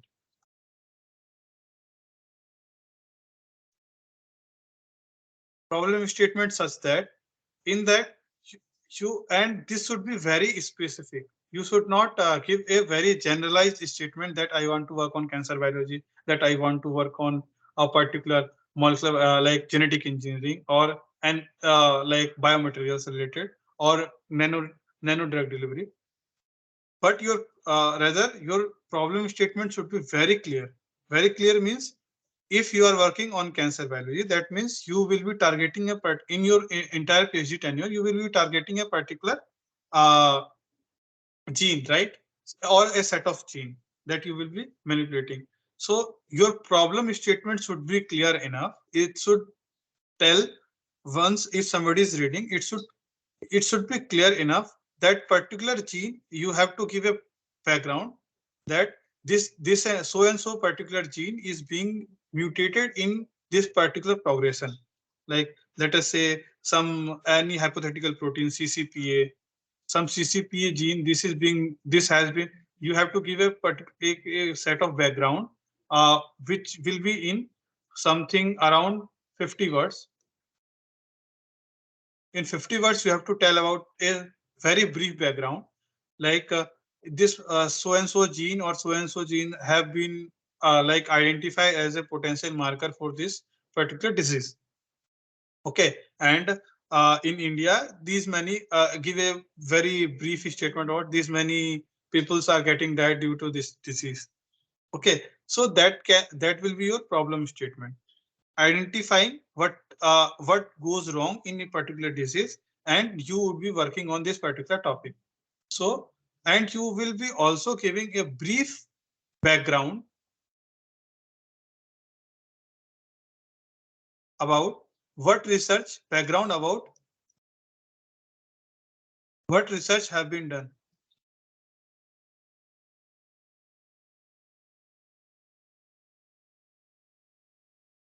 what research have been done so far. So you have to give a brief literature review, and that will be also 50 word. Okay, 50 words of your problem statement, 50 words of your literature review. What works? What are the recent trend? What is the state of art technique in that particular domain? Okay, this will be your second paragraph. In third paragraph, you have to discuss. In third paragraph, you have to discuss. You have identified your problem statement. Now, how you will approach?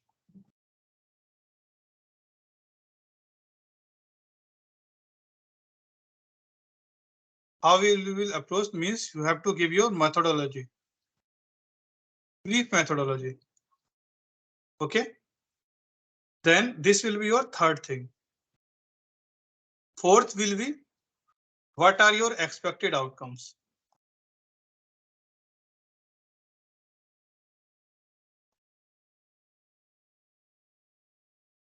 How you will approach? First thing, what you want to do. Second thing, what are the current state of art in that and what have been done till now. Third thing, how your approach is different.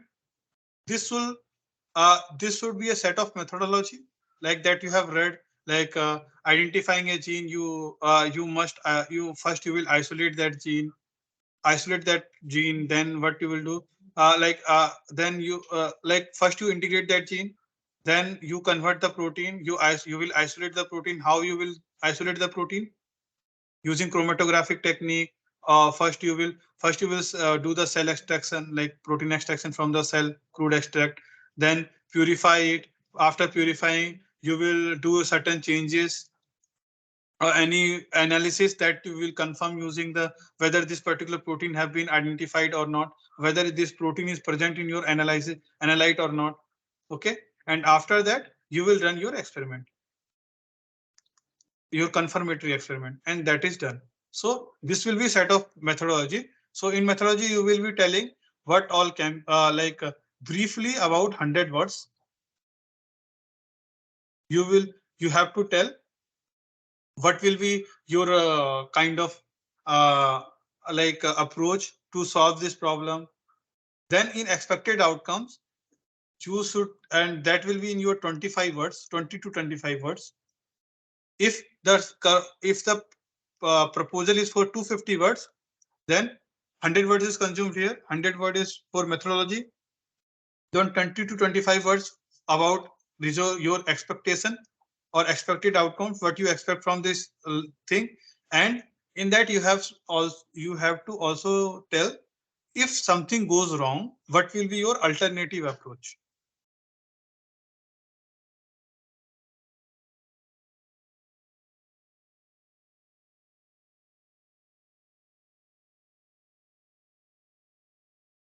So this will be like both combinedly, you have to tell 125 words.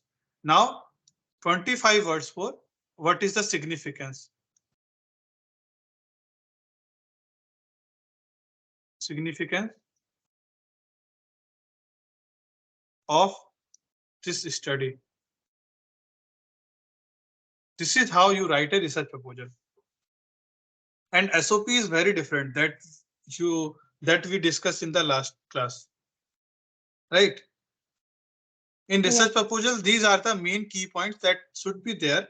And I have told you the format for 250 words. This can be modulated based on whatever word limit they have given. Somewhere they will ask you for 500 words, somewhere they will ask you for 1000 words.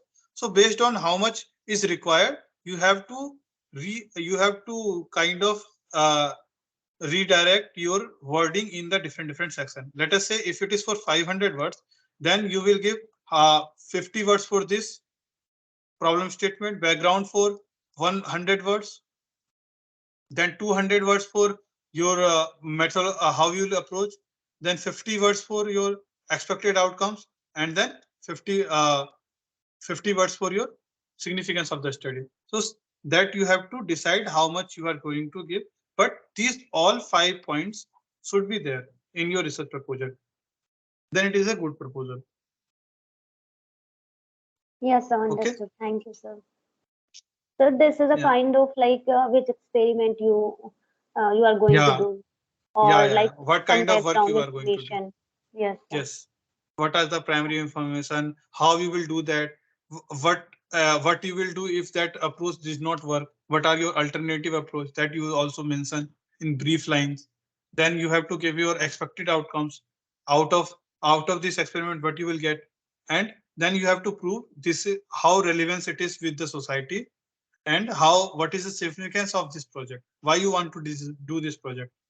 So that you have to give in the last paragraph, significance of this study. Okay. Yes, sometimes these two get integrated also, first and fifth in the problem. When you are defining the problem statement, then also there itself, if you define the significance, then also it is good and fine. But if the significance goes above, then you have to conclude here, you have to give a conclusion statement. Okay. Is it clear? Yes, sir. Yes. Any doubt you have? No, anyone sir, else? Yes, sir. Clear, sir. Thank you. Okay, welcome. So if anyone else has doubt related to the from week 1 to week 12, any doubt, so I will be taking one more session tomorrow for 1 hour, and in that session I will take the complete set of questions from the complete biochemistry. course of this, and then we will revise. Hello, sir. Yes, Tanya. Yeah, sir. Actually, I had some doubts. If I can ask you, please. Yeah, no problem. Yes, go ahead. Okay, just a second. Sir, I think I'll need to share my screen. So, can I? Yeah, sure. Okay.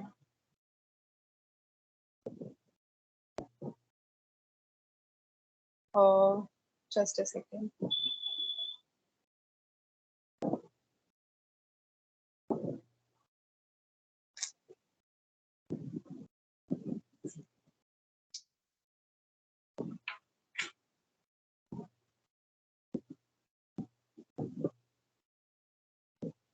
Sir, is my screen visible?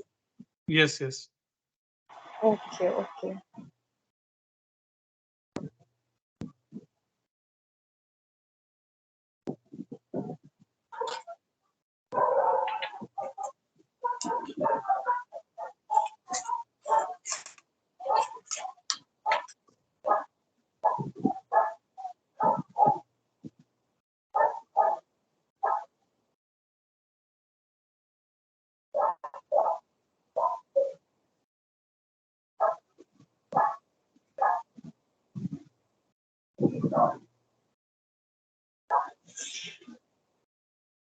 Okay, so here it is written that we write things in Twitter and form, right? Where? Yeah, molecules such as Here, amino acid will bear charges. Okay. yeah. So, sir, if we write in Twitter and form, one proton increases and there one proton decreases, right? But the original molecule doesn't have that. Then why we prefer this? No. I did not understand. Which Uh, molecules such as amino acid bear a charge group of opposite polarity are known as dipolar and digital ion. So, what is your question based on it? so the original molecule, which is so there the amino group is NH2 and the carboxylic acid group, the whole group is there, right? But in Yes. the aqueous form, sometimes we write in this way. So originally, how the molecule is present, whether it is present in its which form? Okay. Your question is in which form the particular molecule will be present. Yes. Okay. That depends on the pH of the condition. Like what is the condition, pH condition of that particular environment. Let us say, Oh, let me share my okay. Okay. You ask another question if you have, then I will answer this question along with that. okay, sir. Okay. Yeah. Then I will The share next my screen and then question I is will answer. What is your next question? okay, sir. Just a second. The next question is this. Sir, are you able to see the things I am highlighting? Can you zoom it little bit? Yeah, sure. Yeah. At very low pH, these values are fully protonated. These groups are fully protonated and very high pH values, these groups are unprotonated. Okay. At intermediate pH, the acid groups tend to unprotonated and basic groups are tend to be protonated. Yes. Okay. Yes. So, sir, I did not understood what they are trying to say. Okay. This is related to your previous question itself. So are there any other question? Any other query? I will answer both query in the same thing. Okay, sir, no problem. Yes, I had one more.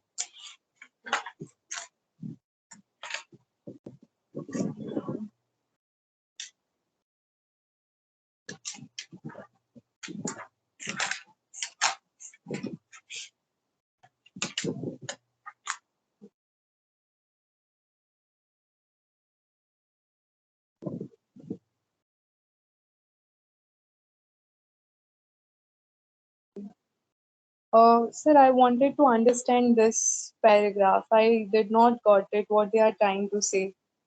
Okay. Complete paragraph. Okay. Yes.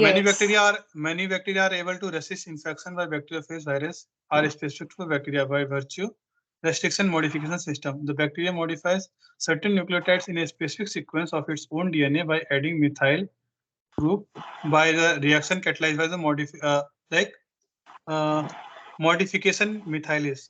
Modification methylase is a restriction endonuclease which recognizes the same nucleotide sequence as does the methylase, cleaves any DNA that has not been modified on at least one of its two strands.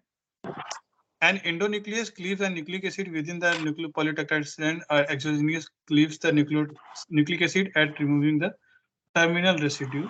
This system destroys foreign phase DNA containing a recognition site that has not been modified by the methylation. The host DNA is always at least half methylated because although the daughter strand is not methylated until shortly after it is synthesized, the parent strand to which it is paired is already modified and thus protects both strands of the DNA from cleavage by restriction enzyme. Okay. So any other doubt you have? Or these three? So always like the pK values and the pK and pH are making me confused. I know that pK is how fast the acid dissociates, right?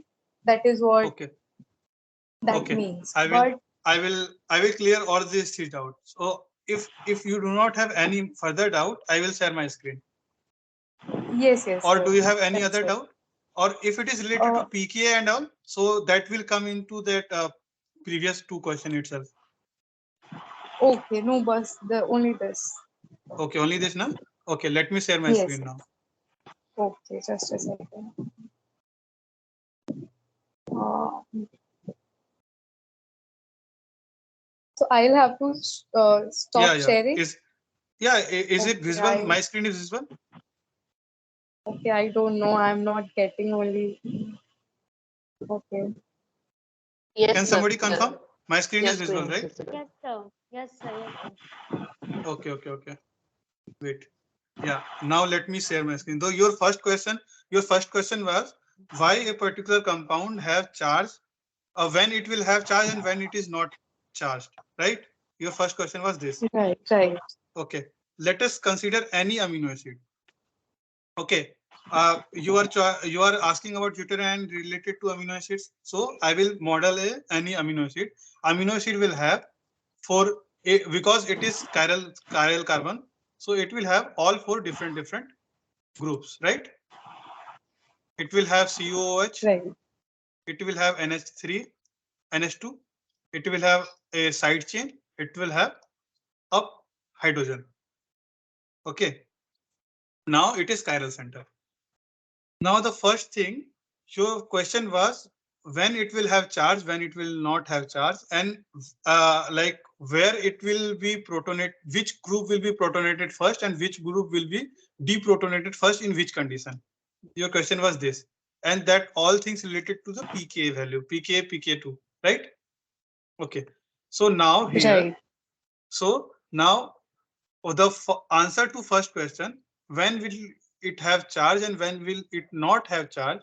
The first thing is that depends on the pH of the condition. Why pH? pH is what? pH is equal to minus log of H plus, means pH of the media is very much dependent on the what is the concentration of H plus ion. Okay, so these two can be protonated state or deprotonated state. Why? When something is in low pH condition. Low pH condition means it will have high pH, high H plus concentration, because pH is inversely proportional to your H plus concentration. When you have low pH, it will have high H plus concentration. That means your at low pH condition. Now let us see, this is the amino acid and it is solvated in a container which is having pH, low pH, very low pH. In case of very low pH condition, or because ions itself there in the low pH means high H plus concentration in the environment. There are so many H plus concentration floating around. So will this compound release its proton or not? Let us say you are there in a room, and there are lot many people which have so much money. Okay, and there is a person coming and asking for a money, asking for some 2,000 rupees, and you have around 4,000 rupees. Okay, you have 4,000 rupees, but environment have such a amount that they all are millionaire and they all want to donate. So will you donate at that condition? Will you donate or not? When your environment is so much rich, so probably that person will encounter some millionaire and he will get fulfilled by that, right? So in that condition, this amino acid will not donate anything. So all of its group will be protonated.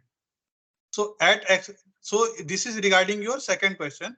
At low pH, all the whether it is carboxylic acid, whether it is amino group, both will be protonated.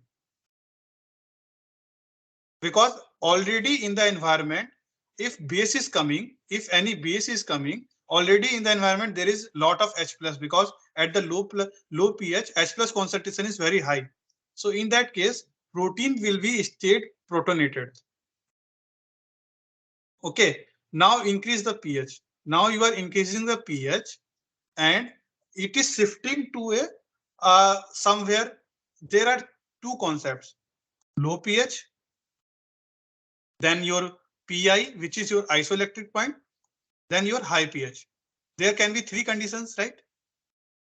Or intermediately there will be some point in between. The PI is what? What is the definition of PI?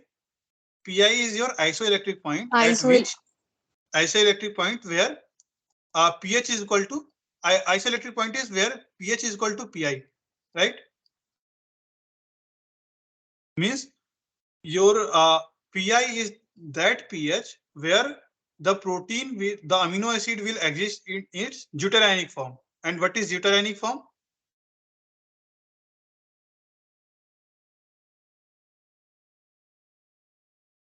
NH3 plus and COOH, CO minus, right? This is your deuterionic form, right? The another thing that I missed during low pH condition, in the low pH condition, COH will be protonated, and in that case, because NH2 has lone pairs, so it act as a base. Okay, so in that case, this when you have lot of H plus ions present in the environment, then this NH2 will be converted to addition of H plus. It will act as a base and it will absorb one H plus from the environment, and it will exist in a fully protonated state. Amino acid will exist in a fully protonated state. This is your fully protonated state, which exists in a low pH condition. Okay, and at PI, this deuterion will be formed. PI condition, which is isoelectric point. Is it clear till now, Tanya? Sir, I still have doubt. In zwitterion form, sir, it has the charges, right? But in when it is PI, there should be no net electric charge.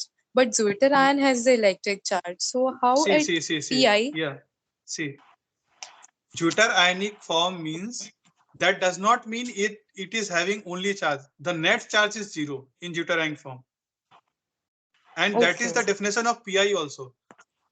At PI, your net charge should be 0.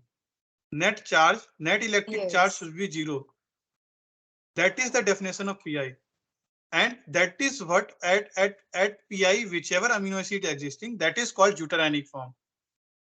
Deuterion means the net charge is 0. Deuterion. Okay. Okay. So at PI, zwitterion form will only be present, or the original form of the molecule will also be present? Original form will not be present. At PI, deuterionic form will be present. Why like this, sir? Because that is the definition of PI. why it is having like that, I will tell you. Scientists have identified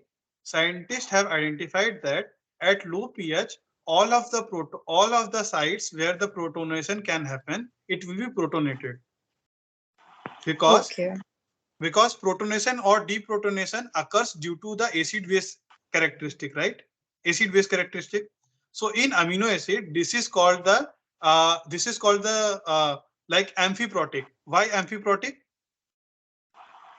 Amphiprotic means it can like amino acids are amphiprotic because it can also donate the proton and it can take up the proton.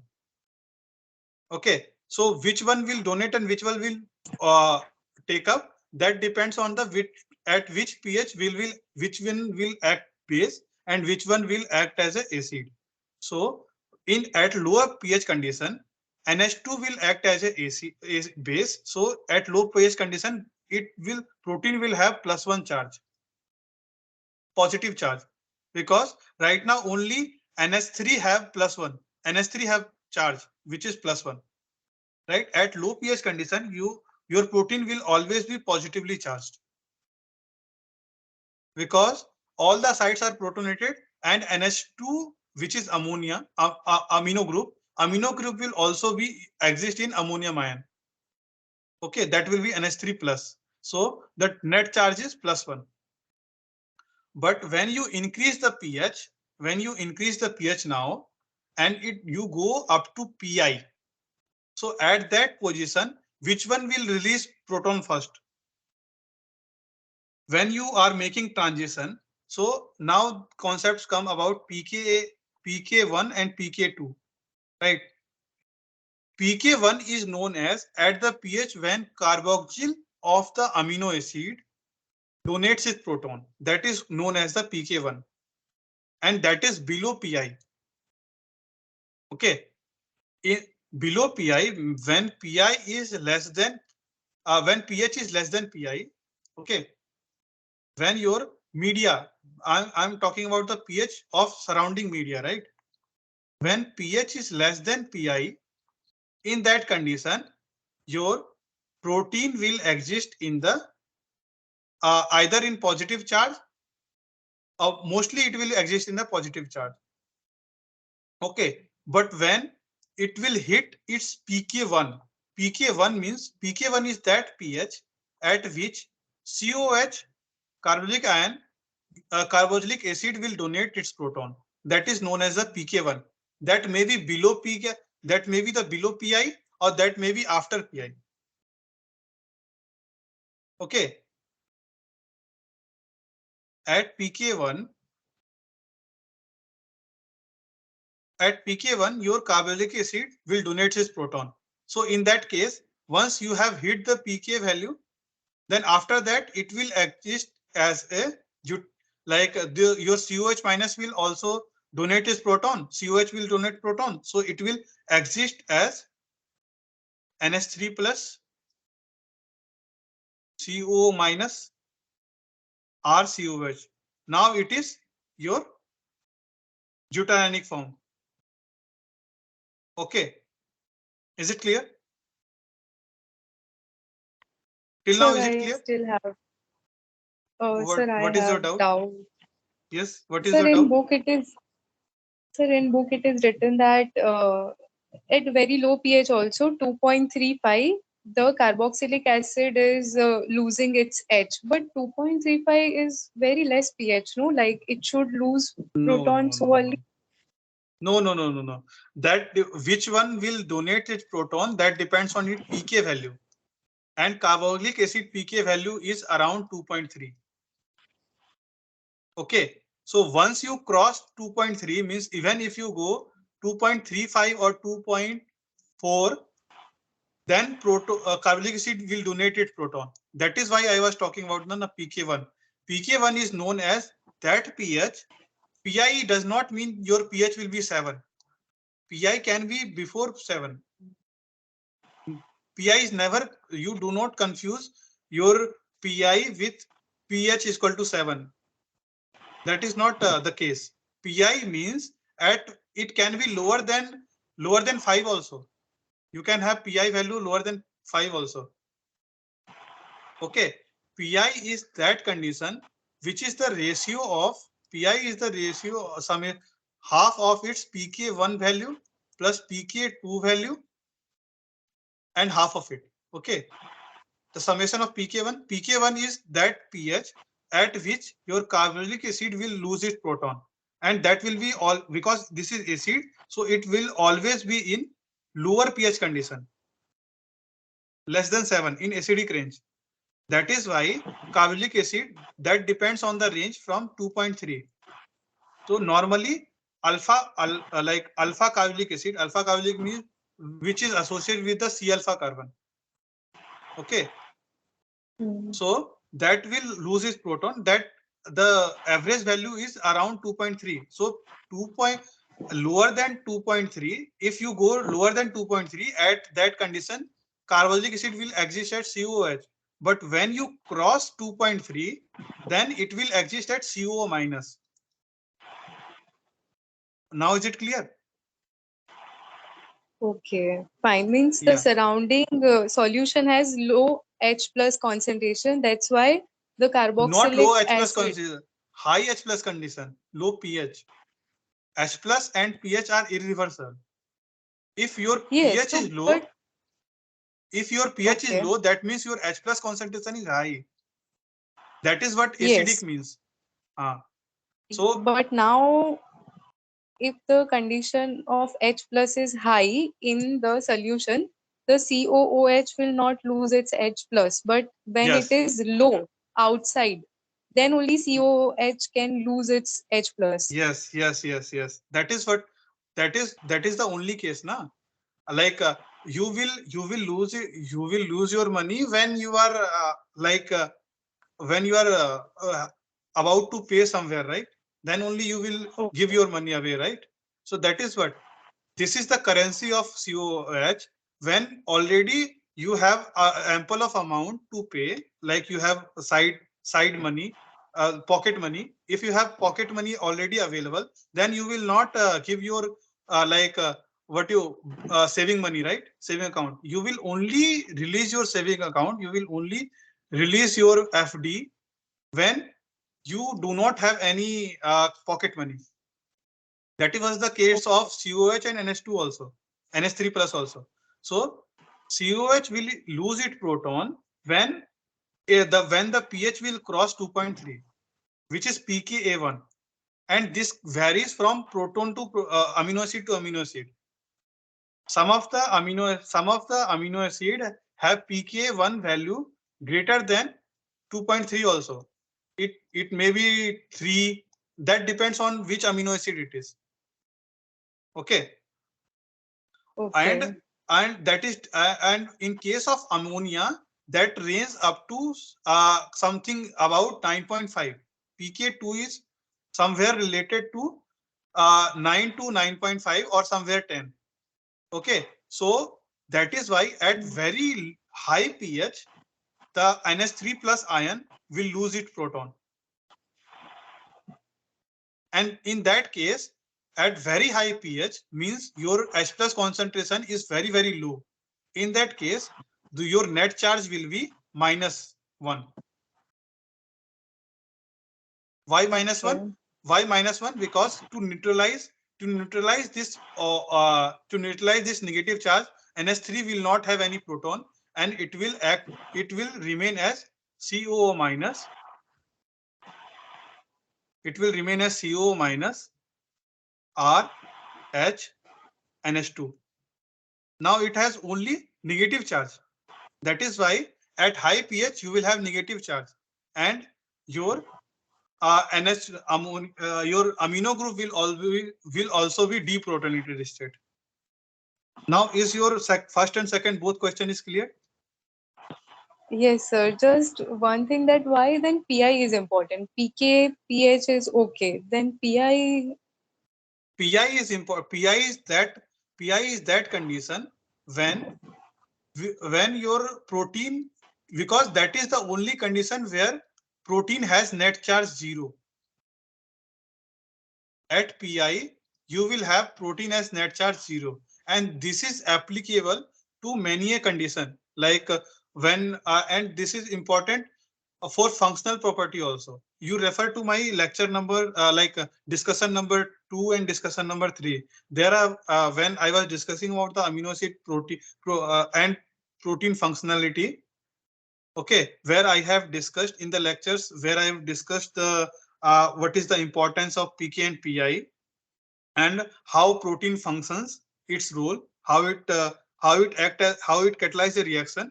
Because whether the protein will whether a particular amino acid will act as a act as a protonator or deprotonator, or act as an acid or base, that depends totally on what condition it is, what charge it possesses. And the charge depend on, if it is on the zero charge, if it does not have any charge, then in that condition the protein will act as it will stay ideal. It will neither act as an acid, it will neither nor act as a base. That is why charge is important. To understand PI is very much important, whether to identify what kind of function it will have. That is why we study all three charges. Is it clear? Okay, sir. Sir, yes, sir. Sir, how do we know that any of the group has lost its H plus? That is how we are Based on measuring its PI value. pKa. Based on its PI value, whether a particular amino Sir, acid, you are talking about amino acid or group? no, sir. In the solution, if the any of the molecule has lost its H, right? So how do we know that? So that is how they have measured the pKa value, right? So Experimentally. you do the titration. Titration is the key. Okay. In titration what you do, you start from the acidic condition, then you slowly drop base and all, and you see what is the color change, calorimetric technique. Okay. Okay. In the first lecture itself, ma'am has discussed about the titration curve of the different amino acid, right? Yes, So yes, by yes. titrating, if titrating means your H plus will be H plus will be H plus will be reacted with OH minus, and then in turns it will release water. So your H plus concentration will decrease and decrease, and you are tending to in the higher pH condition, right? Higher pH Okay. condition. So there you know whether your protein has released its charge or not. Okay. Sir, H plus decreased. In higher pH. Okay, In okay, higher yes, pH, okay. H plus will decrease, right? OH minus will be Right, right, equivalent. That is basic condition, right, right? right. Okay, Okay. okay. This was about your first and second question. Now talking about your third Yes. question. Your third question was which let me share another screen. And that is the theory of replication. Okay, your third question is related to replication, how it identify. Normally, when a cell replicates, cell have chromosomal DNA, right? Nucleus have Right. chromosomal DNA. Now Yes. this Yes. chromosomal DNA, when cell needs to replicate itself, okay, and whether it is like unicellular or multicellular, replication happens in all of the condition, right? So when Yes. Right. one cell give rise to two daughter cell, so that in that case, these two protein, first it will, this DNA first it will replicate, it will kind of denature, like in two strands, two different strands, and now the DNA polymerase will do the replication on both of the side. Okay, from 5 prime to 3 prime and 3 prime to 5 prime, and thereby it for before replication, before dissociation of the cell, if you have read about G2M cycle, cell cycle, in that cell cycle, cell prepares its DNA first, and then it prepares the necessary kind of different motor proteins, microtubules, everything, and then when everything is prepared, then cell go under the cytokinesis. right? Cell division, proper cell division means the division of the membrane also. So in that case, before let us say this has been performed, now this has been replicated. Now daughter cell have equal amount of DNA in both of the cases. Okay, like the exact duplicate copy of it. Daughter cells, both daughter cells will have exact duplicate copy of its DNA. But let us say there is a condition when this cell was infected by a bacteriophage.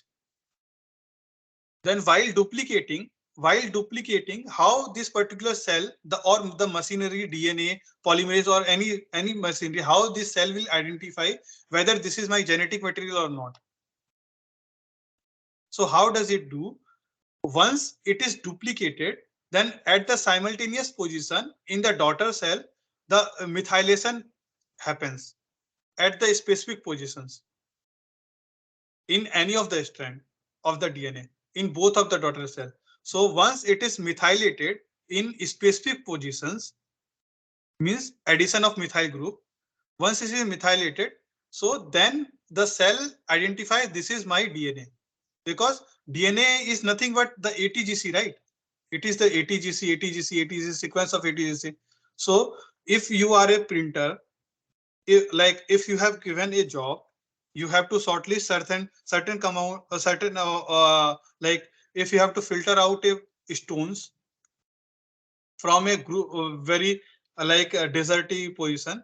So and you have been given an instruction, you have to only identify a white stone. You have to only collect white stone. Then what you will do? You have a specific marker in your head that it color should be white. Same thing with the cell. Cell only duplicates that DNA which is methylated, which is the marker of its that this is my own DNA, a particular cell. But the bacteriophage or any foreign genetic material, if it is coming inside the cell, that may not be methylated at the position where that particular cell's DNA is methylated, or it might not be methylated at all, right? Because methylation is act as a marker.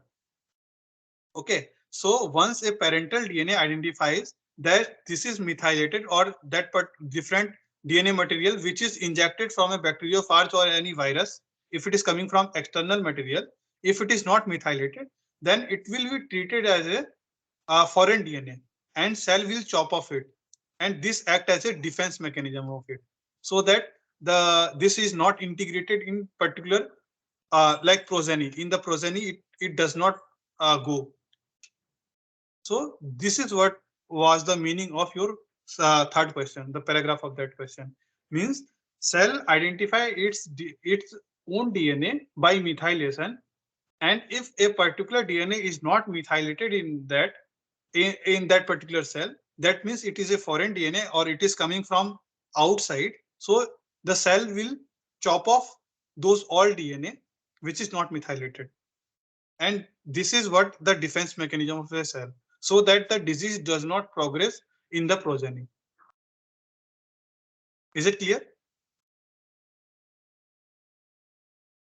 Yes, sir. Yes, it is clear. Thank you, sir. Welcome. Any other doubt? If you have any other doubt, you can join in the next tomorrow's session. Tomorrow I will have one more extra session as an overview of complete biochemistry course. So if you have any query, you can join tomorrow 7 to 8 p.m. Okay, 1 hour sir. session. Okay. So, And sir, I just have one question from this theory. yes, which one? Uh, is there any methylation machinery in the virus also? In virus does not replicate itself, right? It needs a host DNA, a host compound, host organism. Yes. Virus is not living material. That is just a Yes, like as it genetic is material, right? non-cellular. Non-cellular, Yes. right? It cannot replicate itself, so methylation pattern might not be there in that case, right? But some of the but some of the virus Okay, are so becoming intelligent in that what they do some kind of modification while they are in the host cell they will do some kind of modification in their genetic material so that it does not identify by the host DNA and it get integrated into the like host DNA. That is how the nature progresses, and we have variation in genetic material because once you see the CRISPR sequence and all, these all are coming from the viruses itself. Now many of the bacteria have CRISPR sequences and which is being used for the CRISPR-Cas genetic editing. So these CRISPR sequences and all these are engrafted through the virus itself because bacteria does not had this CRISPR before. Okay. Similarly, there are many different scenario. Virus itself does not have that machinery, but when it comes into the cell, then it modifies every time it go to the proliferation. It modifies DNA after some cycle, and that is the basis of HIV virus. That is why we do not have medicine of HIV because every time it replicates, it changes its genetic material. yes, I am asking that one also. How the retrovirus adds its viral DNA into our DNA? How we can Yeah. identify the Yeah, viral DNA? yeah, because every time it That come was into very host nice. cell and it get in it replicate like it kind of it kind of fool the host system so that and so that the host system identify its DNA as its own DNA, and then it get integrated, and then again every cycle they modify so that whenever if our immune system also detect a particular kind of types, but the next cycle the virus will modify its DNA so that now the like immune system is fooled, so now it will not be able to identify its like the changes what changes have been made. Okay. So Okay, it's thank already you so over much, time. sir. Welcome. It's already over time. If you have still any doubt, we will meet in the tomorrow's Yes, session. thank you so much, sir. Thank you, sir, Okay. for Welcome. Thank you. amazing Okay, session. sir. Thank you so much. Welcome. Thank you, Welcome. sir. Your sessions are amazing, sir. Thank you so much. Thank you for your feedback. Okay. If you all have not subscribed to my YouTube channel, you can subscribe. And if you have any other doubt related to any content of the video, you can comment in the comment box. I will surely answer that. Okay. Sir, please can you share the link because I'm not able to write anything in the chat or even see the chat. Which one? Your YouTube channel, any link if you can provide. No, that I regularly post in the discussion forum. Every Okay. after every session I provide the recording of the video link, and then my YouTube channel also after this session also And I we will also get from mail or from the mail also you can get like in the discussion for if you open your mail in the discussion forum every week you get a mail after the end of the session. I always uh, like paste it. Okay. Okay, sir. Okay. Yes, sir. Thank Okay you. yes, then. sir. We are getting. Welcome. Welcome.